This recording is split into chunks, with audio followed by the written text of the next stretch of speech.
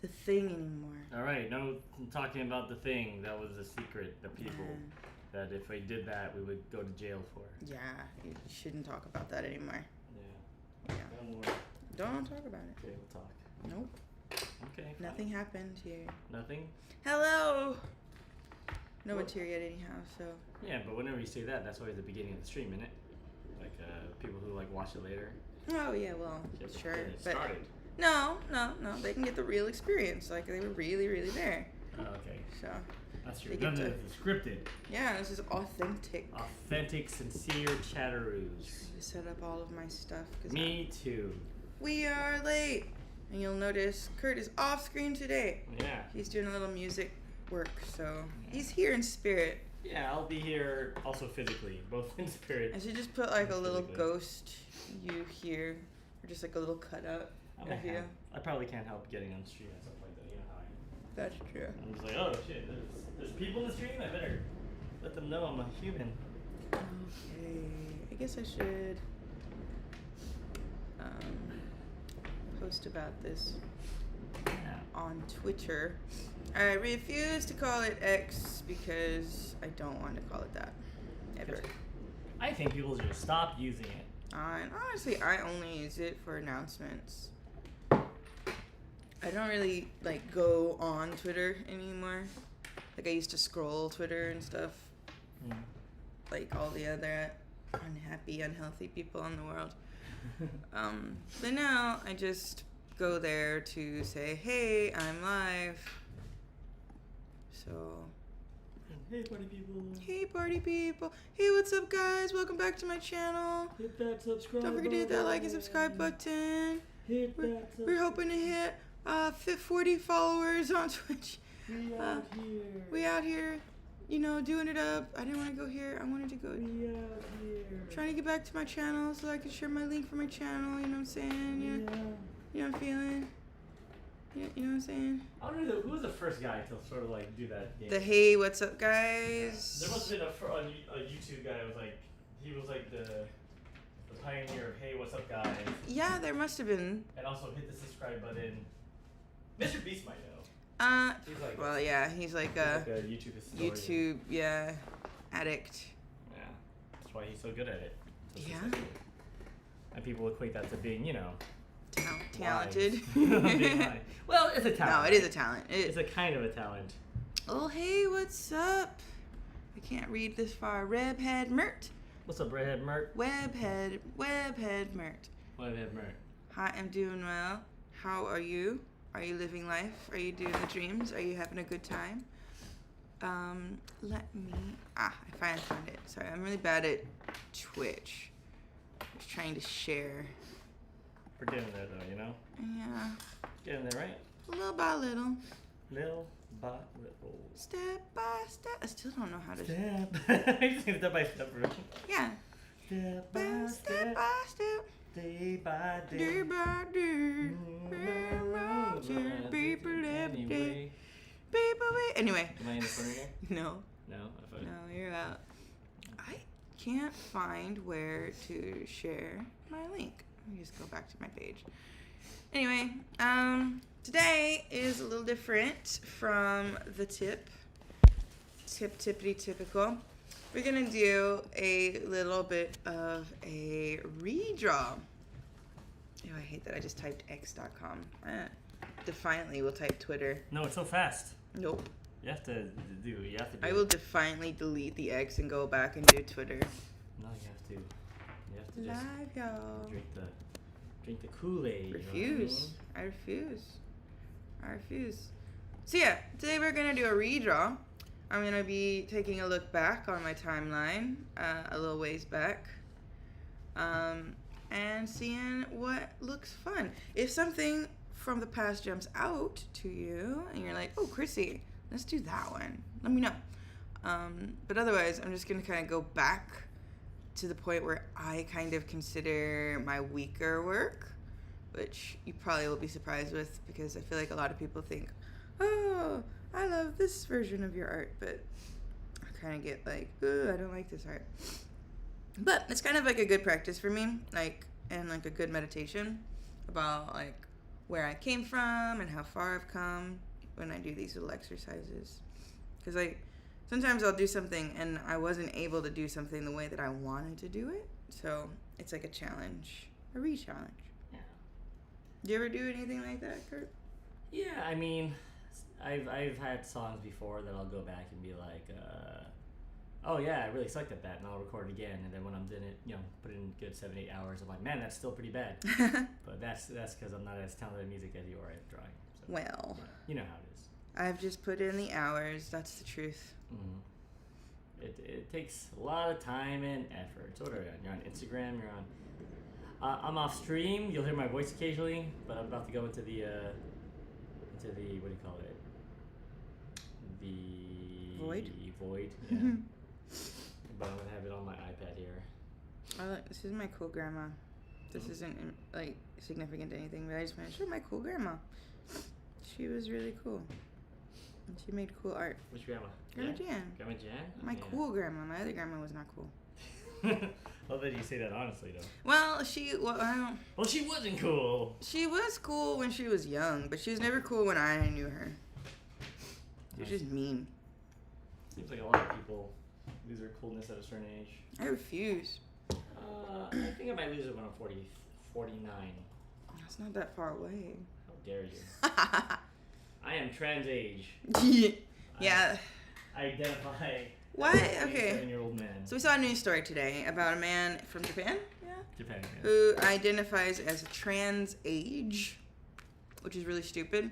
How old is he identifying as, quote unquote? He's 39, identifying as 28. But he's 39. Yeah. But here's It's not even like a big. He's just lying about his age. Like that's not even a new thing. Well, the bigger thing is just like, if you want to act young, act like a 28. Just be 28. Like act like that. You don't have to co-opt other people's like language. Yeah, and it just like dilutes the people that are actually struggling with these like dysmorphias and things like that. It's just so goofy. People are being goofy and it's annoying. Yes, we are pro-trans. Yeah. Other things, but trans age, just fine. Just act like just act like that age. You don't have to. You can just wear slightly youthful clothes. Am I trans ages? Because I definitely don't dress like a 35-year-old.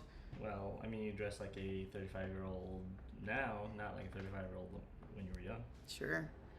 Well, it's because I'm 35 and I dress like a me. So goofy, so dumb. I dislike people who do that. It's very disingenuous, you know. Yeah. Oh, I need my piano. Let's see. All right, guys. We in it. We into it. Trying. Starting our workday at 10:49. Yeah, it's been a weird week. We went to Kyoto, met with my family, so I was busy walking around Kyoto for a good amount of the week. So trying to get back on track with like the regularly scheduled program of things. Place my head there. Am I in the stream? Nope. Yeah. Still not in there. Okay, well then I'll just be in the background. I'm sorry. It's all good. It's good. Oh, Webhead I have a Mark. suggestion. Webhead Mark gave you a suggestion.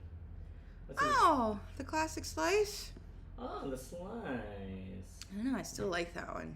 I feel it would be. She also had a button of this. Yeah. Oh yeah, we gotta get you. Gotta get you one of her pins of these enamel pins of these one day, bud. Yeah. Once I finish some other projects, I'm trying to get my shop up and running. It's a good suggestion though. Like the other thing you could do, well, up to you. Again, if you just want to do straight redraw, you can. You can also do this in another way, right? And do another one in this series. Hello. That could be fun. Hello, Instagram. If you're watching on Instagram, I'm on Twitch streaming and YouTube streaming. You see the whole thing on Twitch. You can see everything on Twitch. Everything. Not just my ugly hands, but my slightly better face. Your hands are lovely. No, my nails are ratchet. I never do my nails. Lucky for you, my nails are even more ratchet. Well, People still say ratchet? I don't care. I say ratchet. That's what matters. Yeah. If you're just joining, I am searching through my history of Instagram to try and find something I want to remake. Because I like to do that from time to time. I kind of like maybe this one. I don't like the face on this, but I like the idea of this. So I think I might do this one. So. No, keep on going. Oh, there you go. I'm gonna take this takoyaki girl. Takoyaki girl. I don't like the way she looks in the face, so I'm gonna retcon her. That's a good one. Yeah, because that looks like it's your emerging style. Yeah, this is kind of like in the transition of like when I was coming into like what it is that my art is, you know? With your art. So, we gonna take that one, and we gonna make an art. So without a further ado, let's get started. Let's get dangerous, as they would say on Darkwing Duck. Remember that? You could say, let's get physical. Let's get physical. Physical. Didn't Dua Lipa cover that? Who? Dua Lipa? I don't know. Did she? Oh man, I got your Instagram chat open. But Yeah. I'm doing music at the same time and I can't.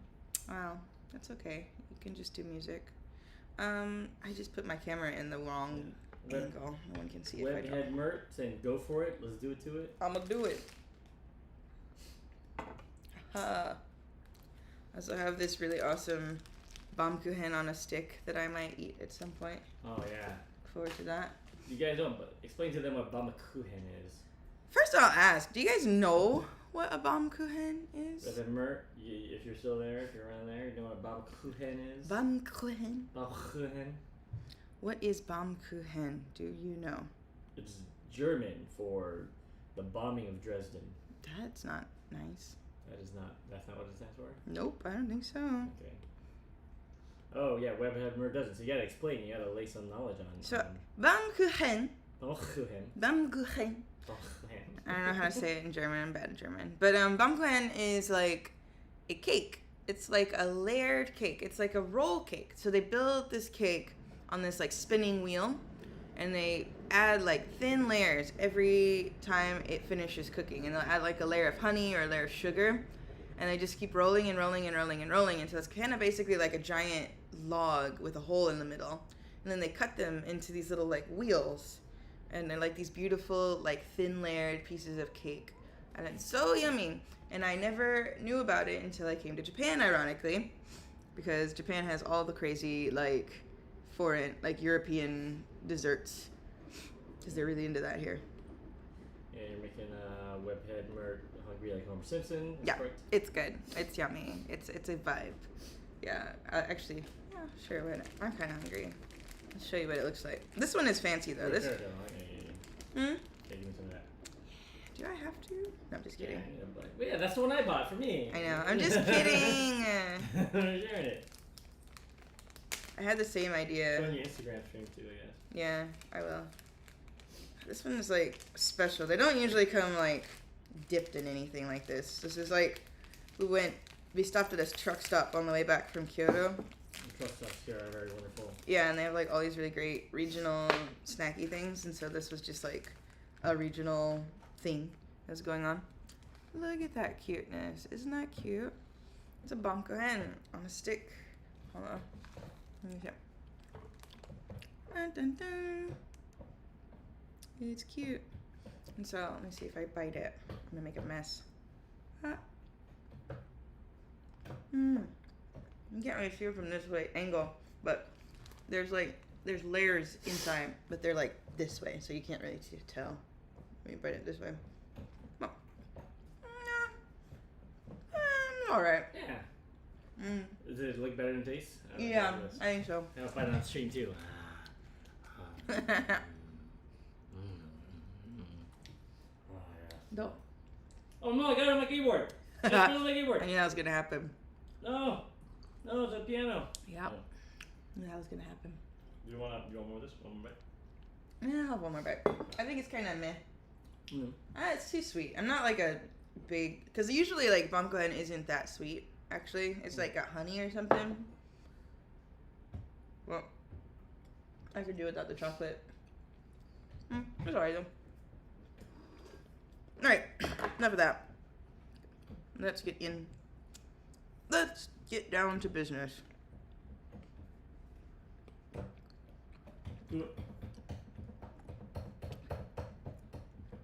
I think that's right. Baumkuchen, like that. Bam. Yeah, Bamkuchen. Yeah. It was like Bamkuchen. Bamkuchen. Bamkuchen. No. Yeah, give it a try if you Real find good it. ones are real good ones are Yeah. There's a shop near our local station that sells them fresh, like giant, beautiful ones that for fresh, like not that expensive either. Mm. They're not kind of expensive, but like they're so good. They're like buttery and like so yum. And then they're like yeah, recipes are tricky though. So like to make it, like the standard way to make it, you gotta like have it rolling on a fire. The traditional way, but I've done research on it. You can kind of do it with like a rolling pin, and it's kind of like making crepes, Oh, I see. like in the pan. So you just like make little thin layers. Interesting. Yeah, but it does seem a bit hard.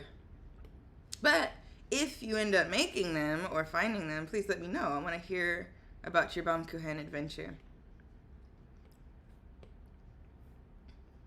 Alrighty. We're Yeah. off to drawing, we're off to making music, We're doing a thing. doing stuff.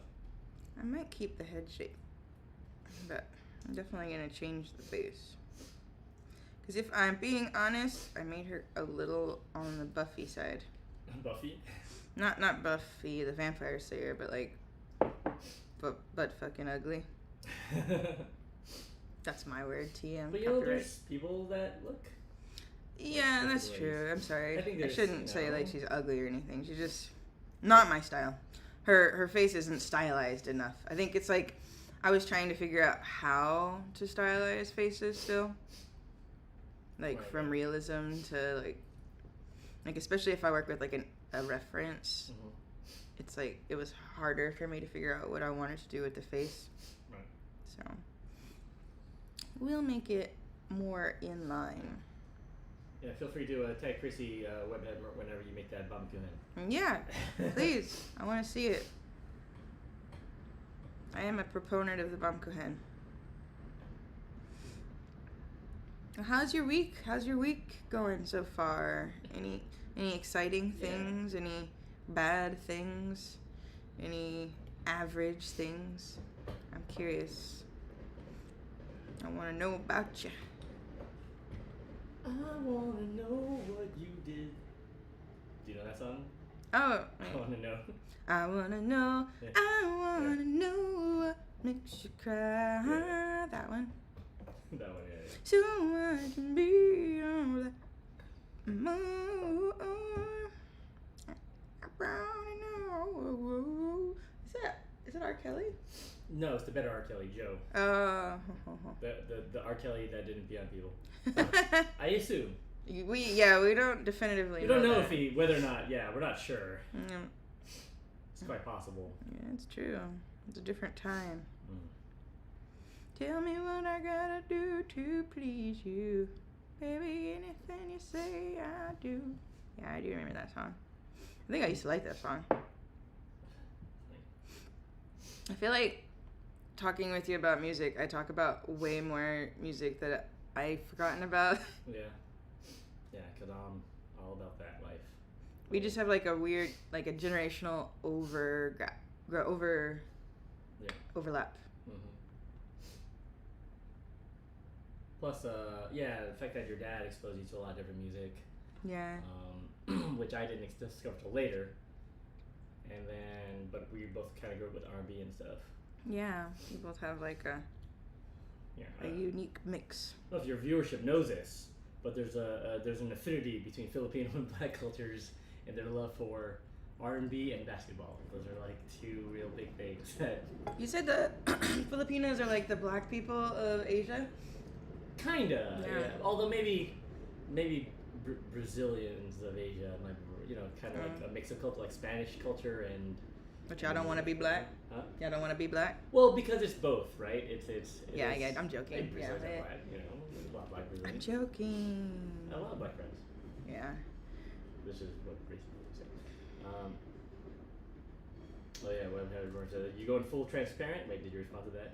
Yeah. I don't know. Oh, fully transparent about their day. Yeah. Oh, yeah, sure. been productive. So the positive about web murder, you've been productive and sent out a lot of job letters out. Oh, congratulations on graduating. Congratulations. So you've been researching Twitch streaming and hosting events on Discord. Wonderful. Nice. And the negatives are you see a lot of, well, sorry to hear that. You got rejections. You're right, you shouldn't take them personally, especially when you're new, because employers want everything and, for nothing. Yeah. And it's just really competitive out there, too. Yeah. Now, one thing I see, here's my question for you, Weber, because I come from a long line of people that have conned their way into various jobs, and so we could give you some advice from Kurt Senpai, Christy Stream. Are you writing cover letters? Is my question. Are these guys still asking for cover letters? Because I think that's a thing that's often neglected, which people complain about and hate with reason. Which is fair, reasonably, as a reasonable. It's hard if you're applying for a bunch of things, yeah. But a good cover letter can make the difference between an interview and a non-interview, I've discovered. So, so are you like sending the same cover letter to everyone, or are you tailoring your cover letter to like the employer? Like that. If you tell me that, I'll have an idea of what kind of advice we could give you. This has now become Kurt's job counseling. Job counseling chat. No, but I've had a fair number of jobs and good jobs, I think. Yeah, I'm not the best advice. It always took me a long time to get every job that I got. So I feel you for sure on like rejection letters. Yeah. Like when I was coming up, when I finished college, the place that I wanted to work the most, because it was like in my community, was Hallmark. And that was like my big dream. That was like the huge dream I had as a kid. I'm going to work at Hallmark and I'm going to make cards and that's what I'm going to do. And I applied for an internship through my college and then I didn't get it. And then I went through later in life, I tried again and like did a job interview. And it was like a 10-person job interview. Like I had... No, like separate. It was like a whole day. I had to go and talk to all these different people. It was so exhausting. And they didn't even have the decency to like call me back or give me like anything back. I had to like contact them about it because they never even like said, hey, sorry, we're looking at other people. I had to like reach out to them. Oh, to figure out, yeah. Ooh, that hurt. Get more honesty on job lows if that's okay. It does hurt. It sucks being rejected. Like it's like the worst. Especially if you really want something. And yeah, you do send different letters to them to the company that offers the job. Controversial thing is I use chat to speed up the process. Yeah, I know. I think for like cover letters, I think it's okay to use. As long as you have a good like guideline about what you want to say. But what's important is that something to keep in mind though, because here I'm a writer, much of the other things. The thing about ChatGPT is it averages stuff, right? So you just have to be careful about not sounding average too. And if other people are using ChatGPT. Yeah, you'll sound like everyone else. That's like a big issue. So make sure you edit it a good amount, even if you use ChatGPT. Yeah, like fading stuff into the cover profile. Yeah, that could be a thing. It's just the whole point is again, employers suck, and they're like, we want the rock star to work 20 hours. We want 4 years of experience. But in an intern. Yeah, at entry level. Okay, I got you. Yeah, it's tough. For physical interviews, that's tricky. Physical interviews is like you gotta come off as charismatic, but charismatic means different for everybody, and that's such a subjective thing, right? Yeah. Because that's always a problem too. Is no one knows if you could do the job well from like just an interview. Oh. So what you're really trying to do, unfortunately, was sell yourself and even like make a friend. Yeah, honestly, if you can make an interviewer laugh at something, it's always a good first start, right? I think the most successful interviews I've had have inevitably ended up in like joking. Yeah. Because once you get past the tension of the back and forth of the interview, I think that means you're in a good place. Yeah, exactly. Like have jokes ready or whatever. Well, not jokes. You don't want to joke. I think a good thing to do, if you can, like, this is tricky, depending on the kind of job you're looking for. But like, if they're like a professional in like an industry, like research them, like look into stuff that they've done. Mm-hmm. Don't mention it directly, but try and like find ways to talk about things you know they would be interested in. Yeah, obviously, yeah, that's the trick, and I'm sure you've probably done that because you said you get a lot of feedback. Mm-hmm. See, yeah, that's a tricky thing too. So Webb's talking about how you worry about coming out across as too confident and also too humble. Make sure to treat the other person as a human as well. Empathy is important. That's like the dilemma of like dating too, right? Yeah. You want to be everything. You gotta be confident, but you can't come off as. But not too confident. Yeah, you gotta know your worth, but also be humble. Compromise. Compromise. Yeah. Be quirky, but also don't be too quirky and weird. Yeah, it's tricky. It's you're young. Like I know it's hard, especially when you don't have a lot of information on your resume. Okay, here's another thing too. When I first got out of college, it took me a while to I had a lot of interviews, and it was pretty competitive at the time. But I didn't get like actual physical interviews and a job until I started doing a bunch of internships. Like started just padding my resume. So while you're looking for a job, just find guys in the industry you want to work with that are willing to let you work for free for a few weeks and get experience, and then you could like pad your resume. That's the only other thing that I could recommend. That like if you don't care about your job, then maybe don't worry about that. But if you want to work in like a specific industry, if you're in a big enough city that has like I was gonna say it depends on where you live. Yeah. That was really hard for me because I went back to Kansas City after I finished college, and there's like nothing there, basically.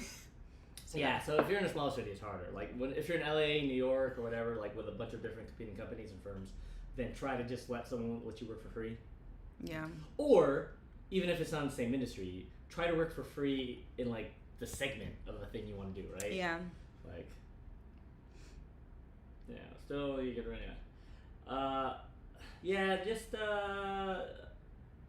You're saying that you have a good resume and portfolio, but long you get rejected. Yeah, I mean, just gotta keep your head up, man. Like, what kind of job specifically are you looking for? Yeah. I'm assuming it's art related since you are here. Volunteering is a great idea too, because that makes it look like, especially if you're able to, one, you might just meet. It's two-sided. One, you'll get things you put on your resume, and two, you might actually just meet other people who have a job, right, and like might be willing to reference you to something that you like. Yeah. But they're just good people because they're volunteering. Otherwise, why would they be there? Why would they be there in the first place? Plus, volunteering is just good. Yeah. I volunteered for like an art. Did I ever tell you that? I volunteered for an art show, like an art gallery in Hollywood for like 2 weeks or whatever. Mm-hmm. And then right after that, I got a job at a Hollywood talent agency. Oh no, at the Guitar Place. Yeah, I feel like if you live in California, you can do anything. Yeah, I get that. I mean, I'm not. That's cool. You can't. Free. IB says free. What were we talking about? That was free. Internships. Oh yeah. Work for free. Yeah, you gotta work for free a little bit. Unfortunately, it's a nightmare world. Be better if we had UBI or whatever. Don't get me wrong. Oh, cool. Creative business. So you do video production, you record, direct, motion graphics, edit, and sound engineer. So are you looking at like in-house jobs, or are you looking to work for like agencies specifically? I used to work in-house. In-house has good benefits and bad things too. A bit of wisdom about working in these industries is like working in-house is good because you'll be consistently working on the same stuff, so it's really easy after a while. You just kind of like autopilot for a lot of stuff. But bad because you are in-house, and that means they can make revisions and revisions and revisions and revisions with no extra cost. Yeah, it just takes every time. Yeah. Here's what I'm gonna do. Web Hedmer, I'm gonna do this for you, and anyone else who's listening to the stream, if you're on Twitch, I'm putting my email in the chat. So I'm Flip Lotus, Kurt Sampson at protonmail.com. Feel free to send me your portfolio and your resume, man, and I'll give you some feedback on it. And also in the future, if I'm like, hey, maybe I'll just hire you to edit something in the future. True. So yeah, we don't mind making those connections, and especially if you're young. I think Christine and I both we get that life, right? Yes. We both get being young and hungry and people not giving you an opportunity. But I'm gonna be honest with you. If I'm like, dude, this doesn't work, I'm gonna tell you.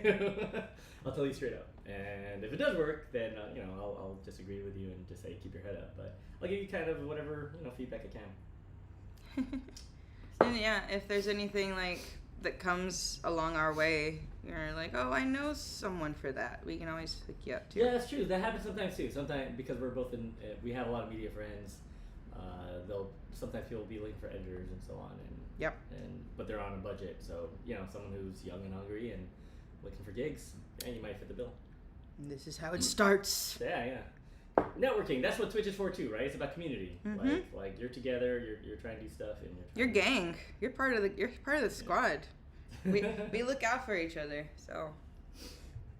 Yeah, I'll have to get back later today though, because I'm currently doing a bunch of music stuff on the side.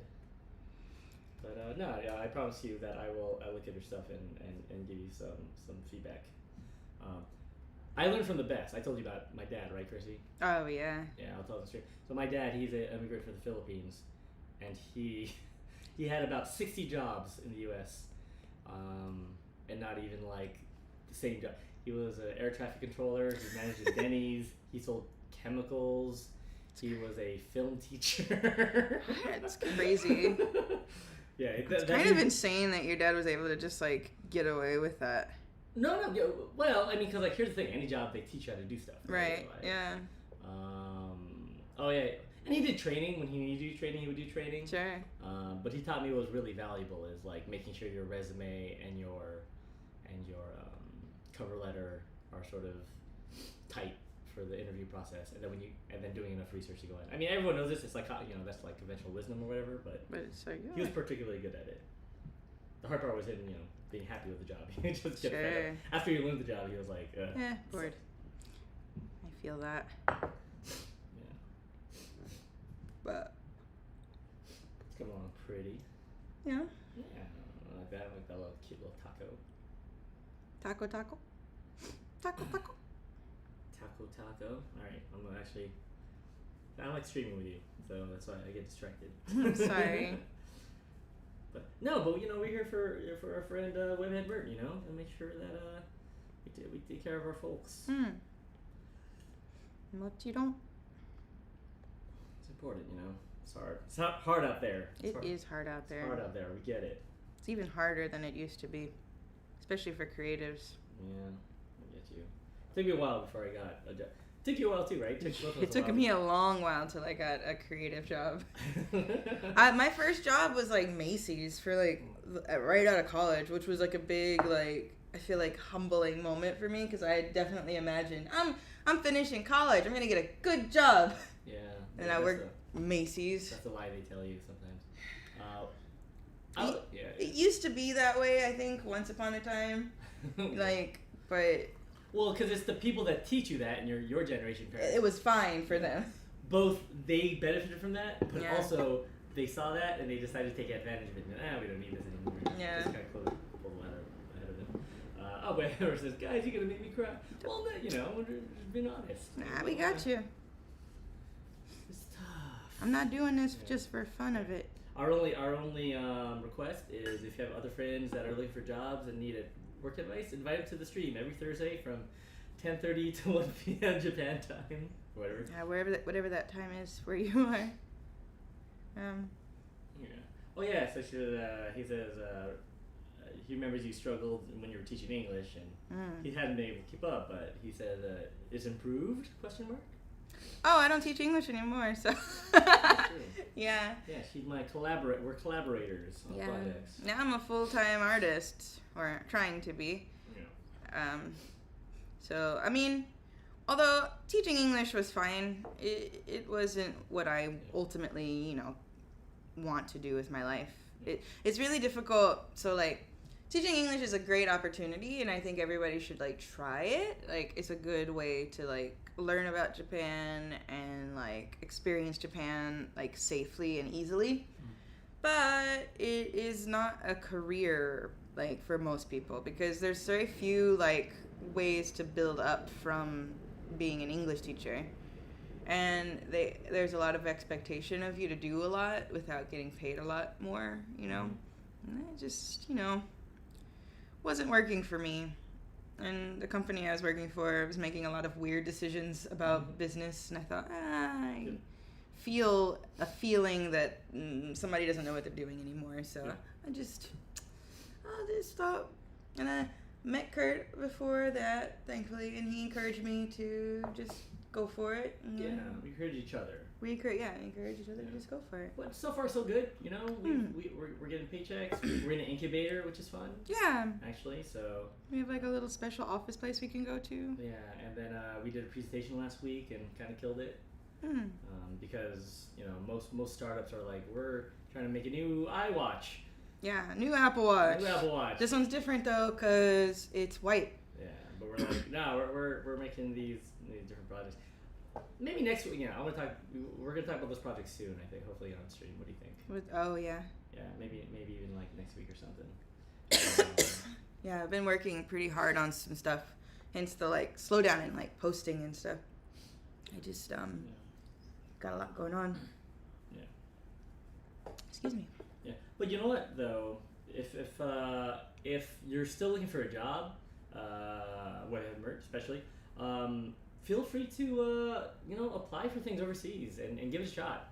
Like, I think there's value in traveling, and that is so true. Yeah, you'll get a lot more out of just like living in a different country and getting a different life experience, even if it's not in your target field at first. Yeah. And honestly, I wish I had. In hindsight, I'm happy now because things worked out the way they were. But when I was younger, I had opportunities to come and do like the English teaching thing, and I just didn't think it was possible. Yeah. For some reason, I thought it was like more expensive or more difficult than it actually is. And it's not. It's like really affordable, and they take care of you, so it's really easy to get here, you know? You just got to pass the interview process, and then you're good. And that's not even that hard. Just don't be weird. Wait, well, there's a lot of weirdos. I mean, don't be weird in the interview. You can be weird. Be weird. I'm weird. But, like, you know, just be professional. And smile a lot. And just keep smiling. Oh, that's so funny. I'm not going to dox you, but, Mert, this is funny because you're from a place that a friend of mine who I used to work with is moving to next year. So I don't want to say, again, I don't want to dox anyone on stream. So I'll see whether or not there's also an opportunity over there for you, and see if there's something that can be done. But we'll do what we can. You know, I want to make sure that the stars align for you, my friend. Gambate. Gambate. Yeah. But again, there's always teaching in Japan. There is always teaching in Japan. You never know who you meet over here, too. There's a lot of people with, like, exceptional skill sets, too, who are just kind of waiting for something. So, it's a great place to network. It's a great place to get successful, too. Like, I feel like a lot of people benefit from being foreign in Japan, in, like, the novelty of the things that they can do for Japan. Like, who's that guy who is, like, the famous singer, the guy that you know? Oh yeah. So there's this Chris Hart. Yeah, Chris.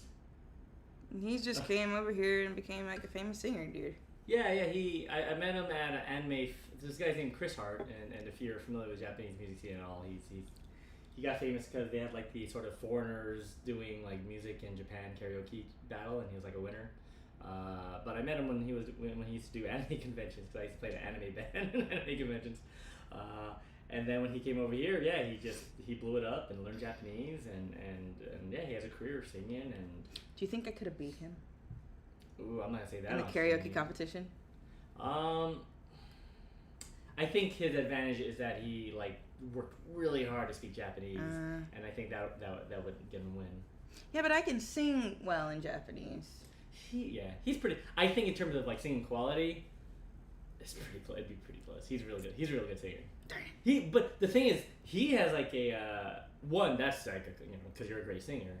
But I think that's partially because you guys have like similar backgrounds. Sure. Because he's like a rock guy who also like can sing pop, and I think that's what I like in your voice. So, yeah, karaoke's fun. Actually, we got a gig on Sunday too. We got to practice for that. Yes. We'll get there, right, Chrissy? We will eventually. It'll be fun. Yeah. We should probably advertise for that again. Oh yeah, we'll put those. We're just so like, you got so many other things going on. Yeah. I forgot. I was thinking about that last night, actually. I have not posted about that since I made the flyer. I'll do some posting today. I will too. Yeah. Takoyaki girl. Have you ever had takoyaki? Oh yeah, takoyaki. That's good food. Although, if they're from where I'm assuming they must be from, for you to know someone where they're from, then maybe yes. Wait, say that one more time. Yeah. I was like, literally. As if they are from where you know someone from where they are from, then I could easily assume that there might be takoyaki there. Okay, I see. That was the way you phrased that was very convoluted. I know. I was trying to be like really like careful. Being very abstruse about it. Yeah. But yes. Right. Yeah. But I mean, are you referring to the city of? Yeah. And or the state. And or the state. Actually, Webhead has an interesting comment that there's this famous karaoke franchise in the Netherlands that tries to take the whole Japanese aesthetic to the service of karaoke. And you hosted a bachelor party for your friend, but there's so many shocked they had 0 Japanese songs. Yeah, that is kind of shocking. That weird. Yeah, they should have a few. Yeah, that is kind of a misstep. I mean, I guess they probably thought, oh well, the market here is like Netherlands. Oh no, you know what it is? 100%. It's a licensing issue. You think so? Yeah. If they don't have Japanese songs there, it's because they would be charging for Japanese songs probably to place them in like your market. So that would be the main reason that they. It's probably really hard too to get the licenses from the like Japanese companies. Maybe. No, I don't think it's that. I don't know. You might be right. Actually. I mean, because like think about how Japanese companies are. Yeah. And think about how many people they could probably speak to. Yeah. So that's Crazy brings up a good point, which I didn't think about that. Like Japanese control of media here is very vertical, very vertical. So it's really hard to get things outside the country sometimes. Just because, they hold things really close. Yeah. Copyrights and stuff like that, and also there's a language barrier. So it's like, in order to get a good deal, you have to make a friend basically. Yeah. And like convince them to like agree to something a lot of times. A good point is like when you watch like videos too. If you ever watch Japanese, like if you get into Japanese music and you watch singles. Oh yeah. Sometimes it's so hard to find like the full video because they still sell CDs here, so they don't want their market like watching it on their. They want people to buy the CDs because people still buy CDs. Yeah, so it's really sad because there's like a song I really like and I can't find it on Spotify. And I can't find the full video on YouTube anymore. Yeah. And because you need to spend $30 on the CD. And I don't even have a CD player. Yeah, there's no. You don't call any Dutch service to watch anime outside of Netflix. Yeah, exactly. Yeah. It takes a big company with like licensing. A lot of shops. power. Yeah, licensing shops and so on. So that would be the reason. I mean, it took a long time for even like the likes of Crunchyroll to crack that box. Exactly. And I think they had to find a way in through Japanese. So I think that the language barrier hurts a lot, and then the cultural tightness. Exactly. So, which means there's an opportunity. We can make some friends. That's true. You should just become a licensor for karaoke music in the Netherlands. Yeah. Consider it. By the way, the Netherlands. We talk about going to the Netherlands all the time. Like, do you have any recommendations for top 3 things to do if we ever make it over to Europe in the Netherlands? Who did we recently talk to who's from the Netherlands? Oh, your friend's wife. My friend's wife. Yeah. Which friend? The one. Yeah. No, she's from Poland. Oh, but yeah, she. That's like, isn't that the? It's Europe. Feels like the Netherlands. I don't know. Sorry, Netherlands. You know what I mean? There's like an air. Sure. Yeah. People. All the people from Netherlands might be like, "What are you talking about? Totally different countries." They're all cool and like relaxed and stuff. That's true. I want to go to the Netherlands. Yeah, we're quite interested in the Netherlands. Is that how you pronounce it? Sweden counts, right? That's the Netherlands, right? Sweden is a Nordic country. Yeah. So again, we're both raised. We're American. We're both sorry. American, so our American sex. Yeah. Sorry. Yeah. Basically, it's culturally, I'm sure they're very different. Oh, hello, terrible coughing. Hello from the UK. Hello from Japan. Oh, where was that chat? Terrible coughing. It's on YouTube. And YouTube. Hey, what's up? Not from the UK. How's it going in the UK? It's like it's pretty late there. It's Yeah. like 3 in the morning in the UK right now. Up late, feeling great. Yeah. Well, look at this. Look at this. Your drawing's coming along nicely. Got some Trying. taco. Taco balls. Oh, taco. Taco Otaku balls. Did I? What was it?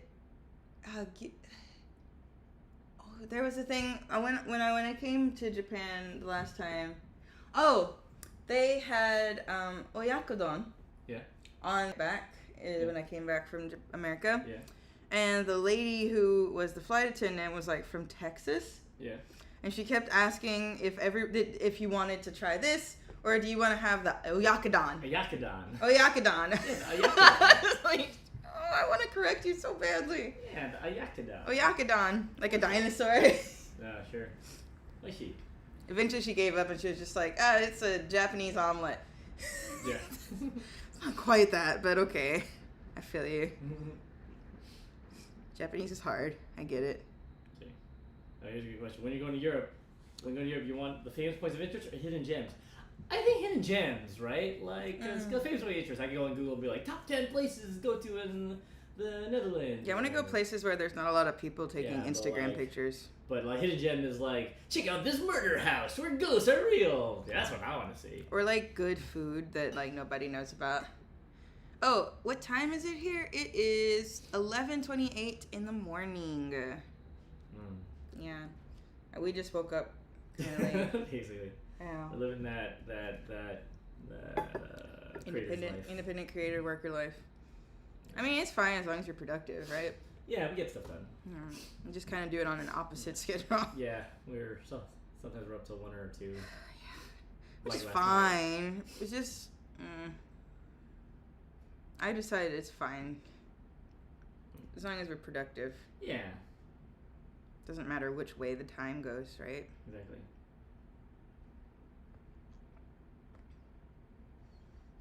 Alright.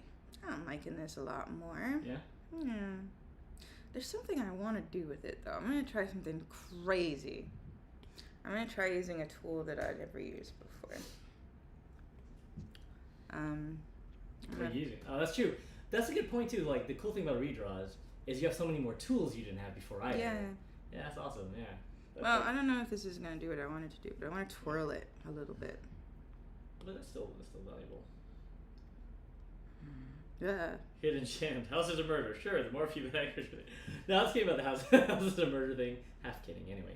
Not We like kidding. good restaurants. I think that's a big thing that we're about, right? Like, Big foodies, but Yeah. I want to eat like real food, like what people Yeah. actually eat.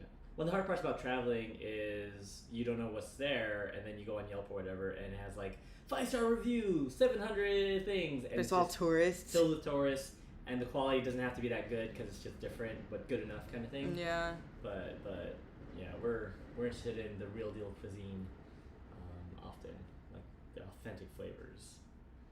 Like even if it's like a little stinky fish or whatever, I'm in. Get me in there. I do not want to eat Sumstrommen. Where is it? Sumstrommen? Oh yeah, I can't say it correctly. Sumstrommen. It's like it's like a canned fish. Yeah. It's Do you know what I'm talking about? Yeah. I don't know how to say it, but I got you. They call it fika fish on H3. Fika fish. Fika fish. Fika fish. Fika is like a snack time, like a lunchtime thing or snack. I got you. Do you eat fika? Is that, I don't know where you're from Yeah. actually, but do you do the fika thing? Do you know what fika is? Well, Web saying that culturally they got fried snacks, but you probably won't see those snacks outside the country. All right, that's good to know. Yeah. We're about fried snacks. We'll get some walking in the Netherlands. The Interlands? Yeah. So they got fish and one famous is herring, Mm. but which is maybe the same as herring, right? Yeah. Yeah, right. Because we have herring in the West too. Herring. It's a thing as well. It's the same fish. Yeah. Herring is fine. Yeah. So I guess we're on the same page. It's fine. Being a person living in Japan, it's they're a better fish than herring. It's fine. But I miss catfish. I had a dream about eating catfish last night. You did? I did. What kind of dream was that? I don't know. Don't remember everything, but I just remember there was eating of catfish. Nice. Yeah. Well, I love catfish. We don't have any catfish here, so maybe we gotta go fishing. I wonder if you can buy it somewhere. Like, I feel like you'd have to ask people in Japanese about it. Sure. Like, if you go to like a fish market, you could probably find catfish somewhere. Right. I want to eat catfish. Or I would love catfish. I would love fried catfish. Not gonna lie, I'm like all about it. yeah, you're not even kidding. So many fish. So much fish. Yeah. Fish I can't even pronounce. Yeah, we've seen, like Chrissy likes animal stuff, so she's watched her fair share of documentaries. She's saying, but yeah, you see a lot of fish in Japan, like real fish. We were at the river yesterday actually, and Chrissy was able to spot some fish, and it took me like a minute to find. Maybe it's because I used to go fishing a lot. Maybe I'm just really used to like the pattern of what fish look like in water. Yeah, got the predator's eye. Yeah, I'm really good at fishing. Right. I'm gonna enter the zone for like 20 minutes or so. Sorry. So no, don't be sorry. I'm having fun talking to you guys. And sorry, you're gonna be stuck with just me. No, you'll hear me. You speak up, but I'm still here. So if you have anything to say, anything, let me go. But Chrissy's gonna be chatting on her own for a second. Oh no, I'm gonna bore them. No, you're not boring. You're a good entertaining person. Maybe. Just talk about stuff that interests you. What interests me? Just kidding. No, I when it comes to like animals and stuff in Japan, I think I really love like nature. So I think one of my favorite things about any place really, if we went to the Netherlands or something like that, I want to go somewhere where I can see like real animals or like birds especially. I like birds a lot. So are there any like interesting nature spots that you can think of that are like a must see for someone not from there?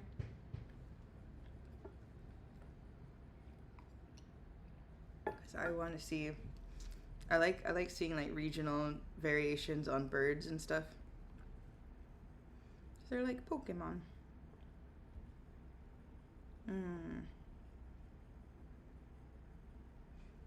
You know, I kind of wish he had hands.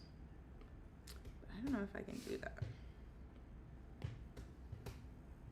Hands are so hard, dude.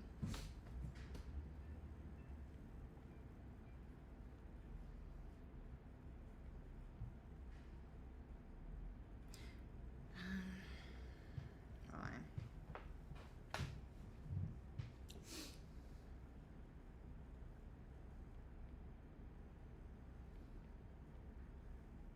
Try to force myself to do more hands.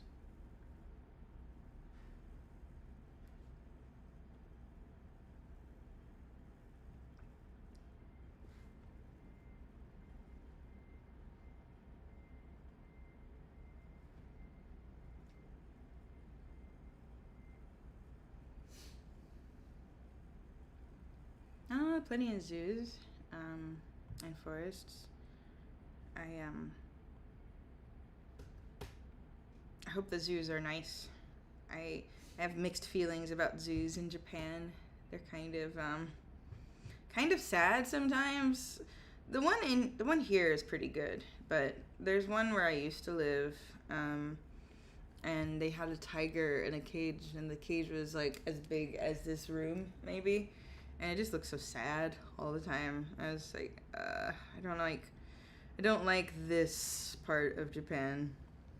There's a lot of old stuff still, and like a lot of like, oh, if it works kind of attitude, which makes me sad.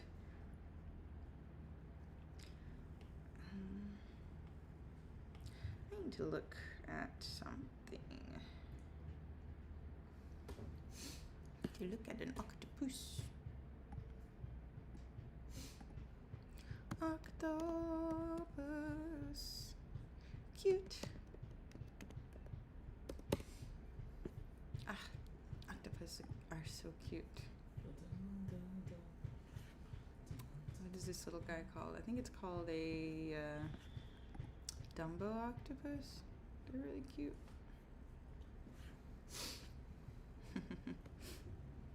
I like octopus. I think they are probably the ones who are going to take over the world next.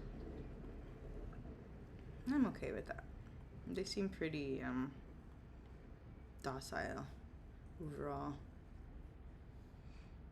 I think they'll do a better job probably of taking care of things than we did. In my Humboldt opinion. See, I'm so boring. I don't know how to talk about stuff. Yeah, I agree. Animals in cages really blows. In my hometown, in Kansas City, they have a polar bear there. Her name is Nikita. And it gets to be like 115 degrees Celsius, or Fahrenheit, in Kansas City in the summertime, which is, I don't know, what's it, like 39, 38, like really, really, really, really hot. Like very, very hot. Like for a polar bear, it's so sad. And you can just tell she's just so miserable because she's just hot. And they put little ice cubes, like these ice blocks in there to try and like make her happy and stuff. And I'm like, man.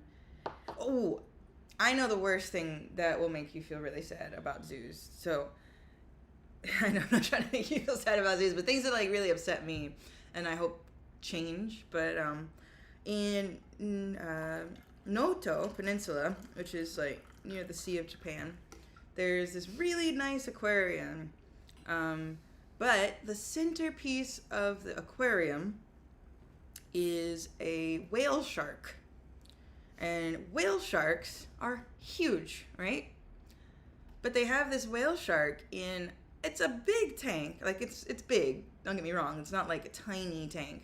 It can turn around or whatever. But a whale shark is, you know, like gargantuan. And for any animal, like a fish, you know, fish need to be in a tank that is like, I don't know, there's like a metric, but it's like a significant amount more water than they take up to be comfortable. And it's like a big spectacle because it's like really cool to see, but it is also like devastatingly sad. And I'm like, I don't know how to express how I want this to change in Japan without coming off like a jerk about like stuff. But like, man, it shouldn't be like that. That's sad. But enough sad stories about zoos. Apologies. See, I told you I'm bad at this. I just want to talk about sad stuff. Get my Urban. What about? I'm following a bit of the conversation, but yeah, it's kind of like this. The good thing about zoos is when they do conservation, right? Yeah. That's valuable. Of course, you know, survival of species that are endangered is like, it's important. There's some things that wouldn't exist without zoos, but on the other hand, yeah, they're kind of like museums, you know. Like, yeah, these artifacts survive to the current day, but at the same time, maybe we shouldn't. Yeah, maybe we shouldn't have destroyed their like land. And I get it. Just and it sucks too, especially like as an artist. Like it's really useful going to a zoo, especially if you want to learn how to study like animals and stuff. Well, but I definitely feel bad for going, which is why I like going out in like nature and like seeing stuff in the wild. Like the cool thing about Japan is you can see a lot of stuff in the wild that you wouldn't expect to see, like monkeys and stuff. I like super shocked every time I see monkeys, even though they're pretty common here.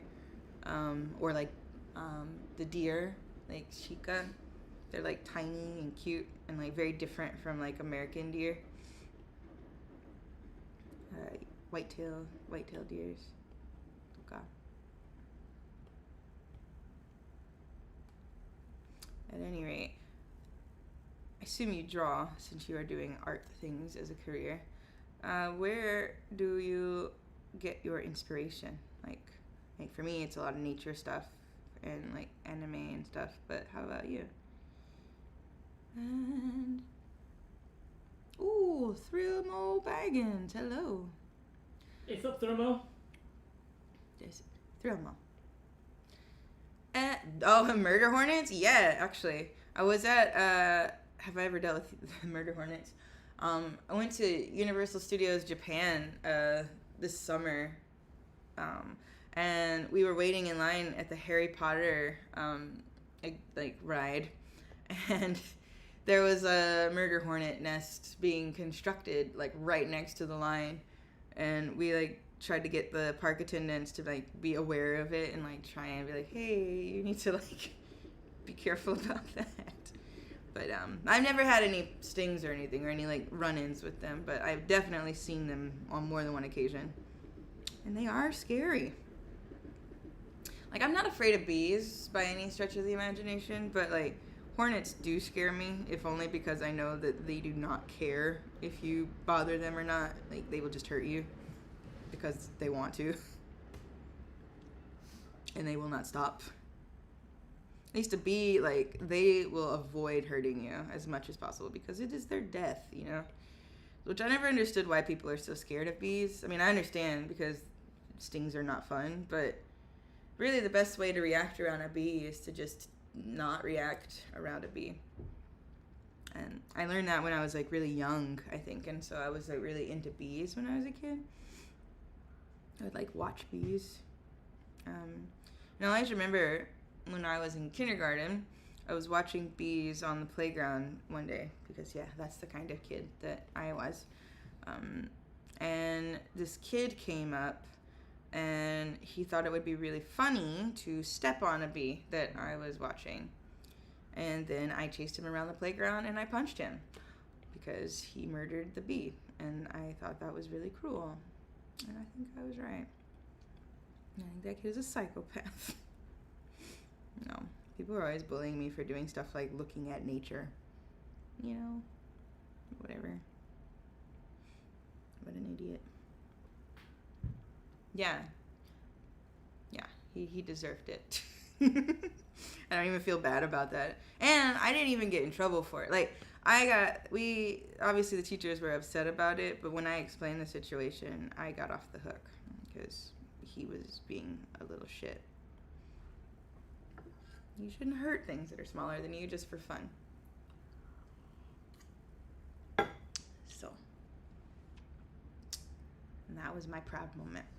Did you ever have a proud moment as a kid, standing up for something?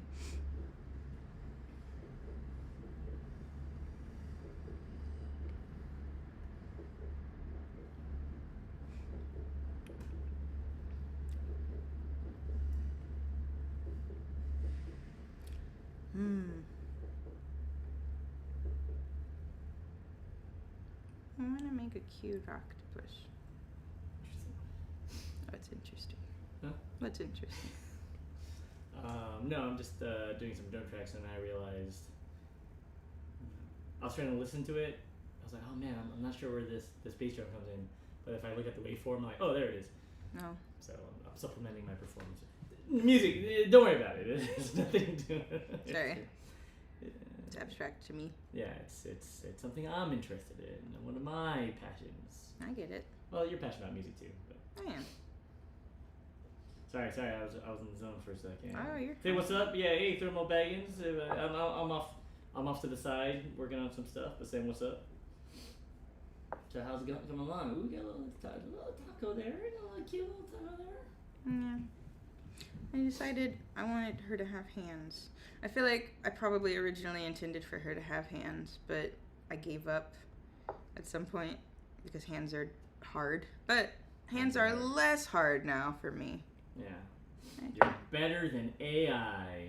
Well, that's not true anymore. They're getting better. No, we'll see. Still. We'll see. I'm still not too scared about AI yet because AI can't do anything original. Just derivative. And you could argue that all art is derivative, but I think it's different. Oh, I remember I got a comment to you about fighting, that in hindsight, that they got into a lot of fights but never finished them, and usually it's a sign of weakness, but you think you're okay with that. There isn't much to prove, and the main goal was self-defense or setting up for friends anyway. And yeah, I don't think it's a weakness. I think the act of standing up for your own defense or your friends and so on. That's there's value in that. It's noble. You don't have to. Plus, most fights are actually done. They're not like the movies or TV shows, right? They're done in like 20 seconds. And usually, what happens is, if neither of you don't get seriously hurt, either you get minorly hurt or one of you die. That's severe. Yeah. Well, yeah, like there was that story a few weeks ago in America. Remember, like the kid got like punched by a bully, and he fell over and fell on his head. Like he got one punch. Yeah. It was a sucker punch, and he died in the hospital. Even though he was getting bullied. Sad. So, yeah. So yeah. It seems innocuous, but it's we don't have energy bars. I don't know. I've seen some fights at my school in high school that go on for a good amount of time because it was so frequent and like the teachers couldn't keep up with them. It would just be every day after school somebody was fighting somebody, and that was just like a thing. Okay. I guess then if there's a lot of fighting, maybe people are used to it and so they're better. But if you get sucker punched or someone sucker punches you, people would fight. People would fight severely. Yeah. I'm saying in regular life, like people think easily a punch could go sideways. Like a single punch could like. But that was my regular life. Yeah, but they're used to it. If it's happening all the time, you're more chance and you're on your guard. Well, okay. Anyway, they come in all shape sizes, but basically, even a fist fight could be lethal, right? Yeah. That's what I'm getting at. I'm trying to get this octopus like ooh face, but octopus ooh with a little beak. Yeah, Thurbo says that they never had much fighting and think you gel with people generally and can't think of much bullying you had to deal with. That's great. Lucky. And the life has more days of standing up for myself. That's good. Yeah. I mean, do whatever you can. Was that Sun Tzu, Art of War? Was it the battles? The trait of a great general is winning battles before they're even fought. Don't fight a battle that you're not sure you can win or that you'll lose. Yum. Yeah, and do stand up for your stuff. I never fought anybody. Like that instance, I was like 4. Wouldn't call that a fight. I just hit him. But I never fought anybody. I've always been avoidant of that kind of stuff, because that was like always something people were trying to egg on at my school. Yeah. I never fought anybody. Better not to. I'd rather solve things with words if I can. No, I got you. I'm a diplomatic kind of gal. I'd say that's true. I think maybe I want you to be looking at the squid or octopus. You mean? Not you. No, not me specifically. Sorry, her. She, the character. But I'm not sure, so I'm gonna temporarily disable these irises. Beep. Let's see here. And see if I do like that. I feel like it's really hard to draw with paper now because I'm so used to like being able to undo things. It's every time I try, sometimes I'll catch myself when I'm drawing on paper, trying to like touch the undo button. Oh, sure. It's like, there's no undo button. What am I doing? Those kids that are like, that happens with kids, doesn't it? Yeah. It's like how kids like, it's like how your son like always touches like any screen thinking it's a touch screen. Oh, sure, yeah. Yeah, everybody, kids get primed that the screens are touchable. Yep.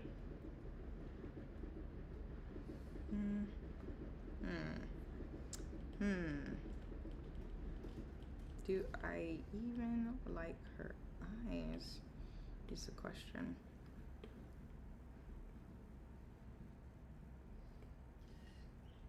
Did you see Thrillmo's comment? About there was one time on a ski trip when the person was shut up and you remember you punched him in the forehead. Hope they're okay.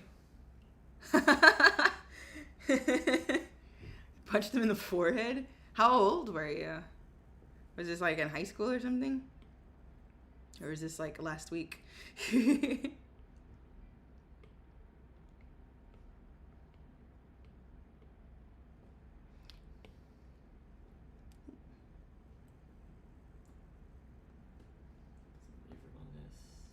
I want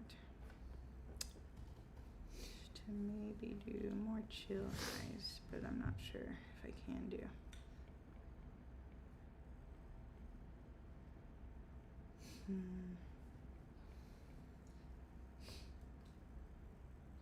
Yeah, elementary school. Elementary school. That makes sense. That's Yeah. right, yeah. Plus, you have less force, so you're less likely to do To more actually damage. injure someone. Yeah. That's the thing. That's like I think that's why I didn't get in trouble for the thing I did. I also one time threw a block at a kid because he pulled down my underwear. That was also at the same school. I had a lot of bad experiences at that school. And I remember getting mad once at daycare when I was a kid because my mom had made me a pillow for nap time. Yeah. Specifically for nap time, and like I was really excited about the pillow. It's like he's a teddy bear family pillow. I loved the pillow. It was my favorite pillow. Right. And when it was nap time one time, I went to go try and find my pillow, and some boy was sitting on my pillow. Yeah. Like sitting on it. Sure. And I was like, no, that's my like pillow. It's for my face, not for your butt. And I remember the teachers were like, no, but he's like not feeling well. And I was like, no, but it's my pillow. I think I got in trouble because I think I pulled it from under him. Oh, man. Yeah. And they tried to school me on like sharing and stuff. And I was like, no, but it's my pillow. For my head. For sleeping. I don't think you're wrong. Yeah. I remember getting in trouble by the teachers for that. But I remember my mom being like, yeah, whatever. Right. Yeah. It was a special pillow to me. I did not... we didn't share pillows or anything. Like, it was just my pillow. Changed my mind about the eyes. Going back to the defaults. Anyway, yeah. Alright, I am listening.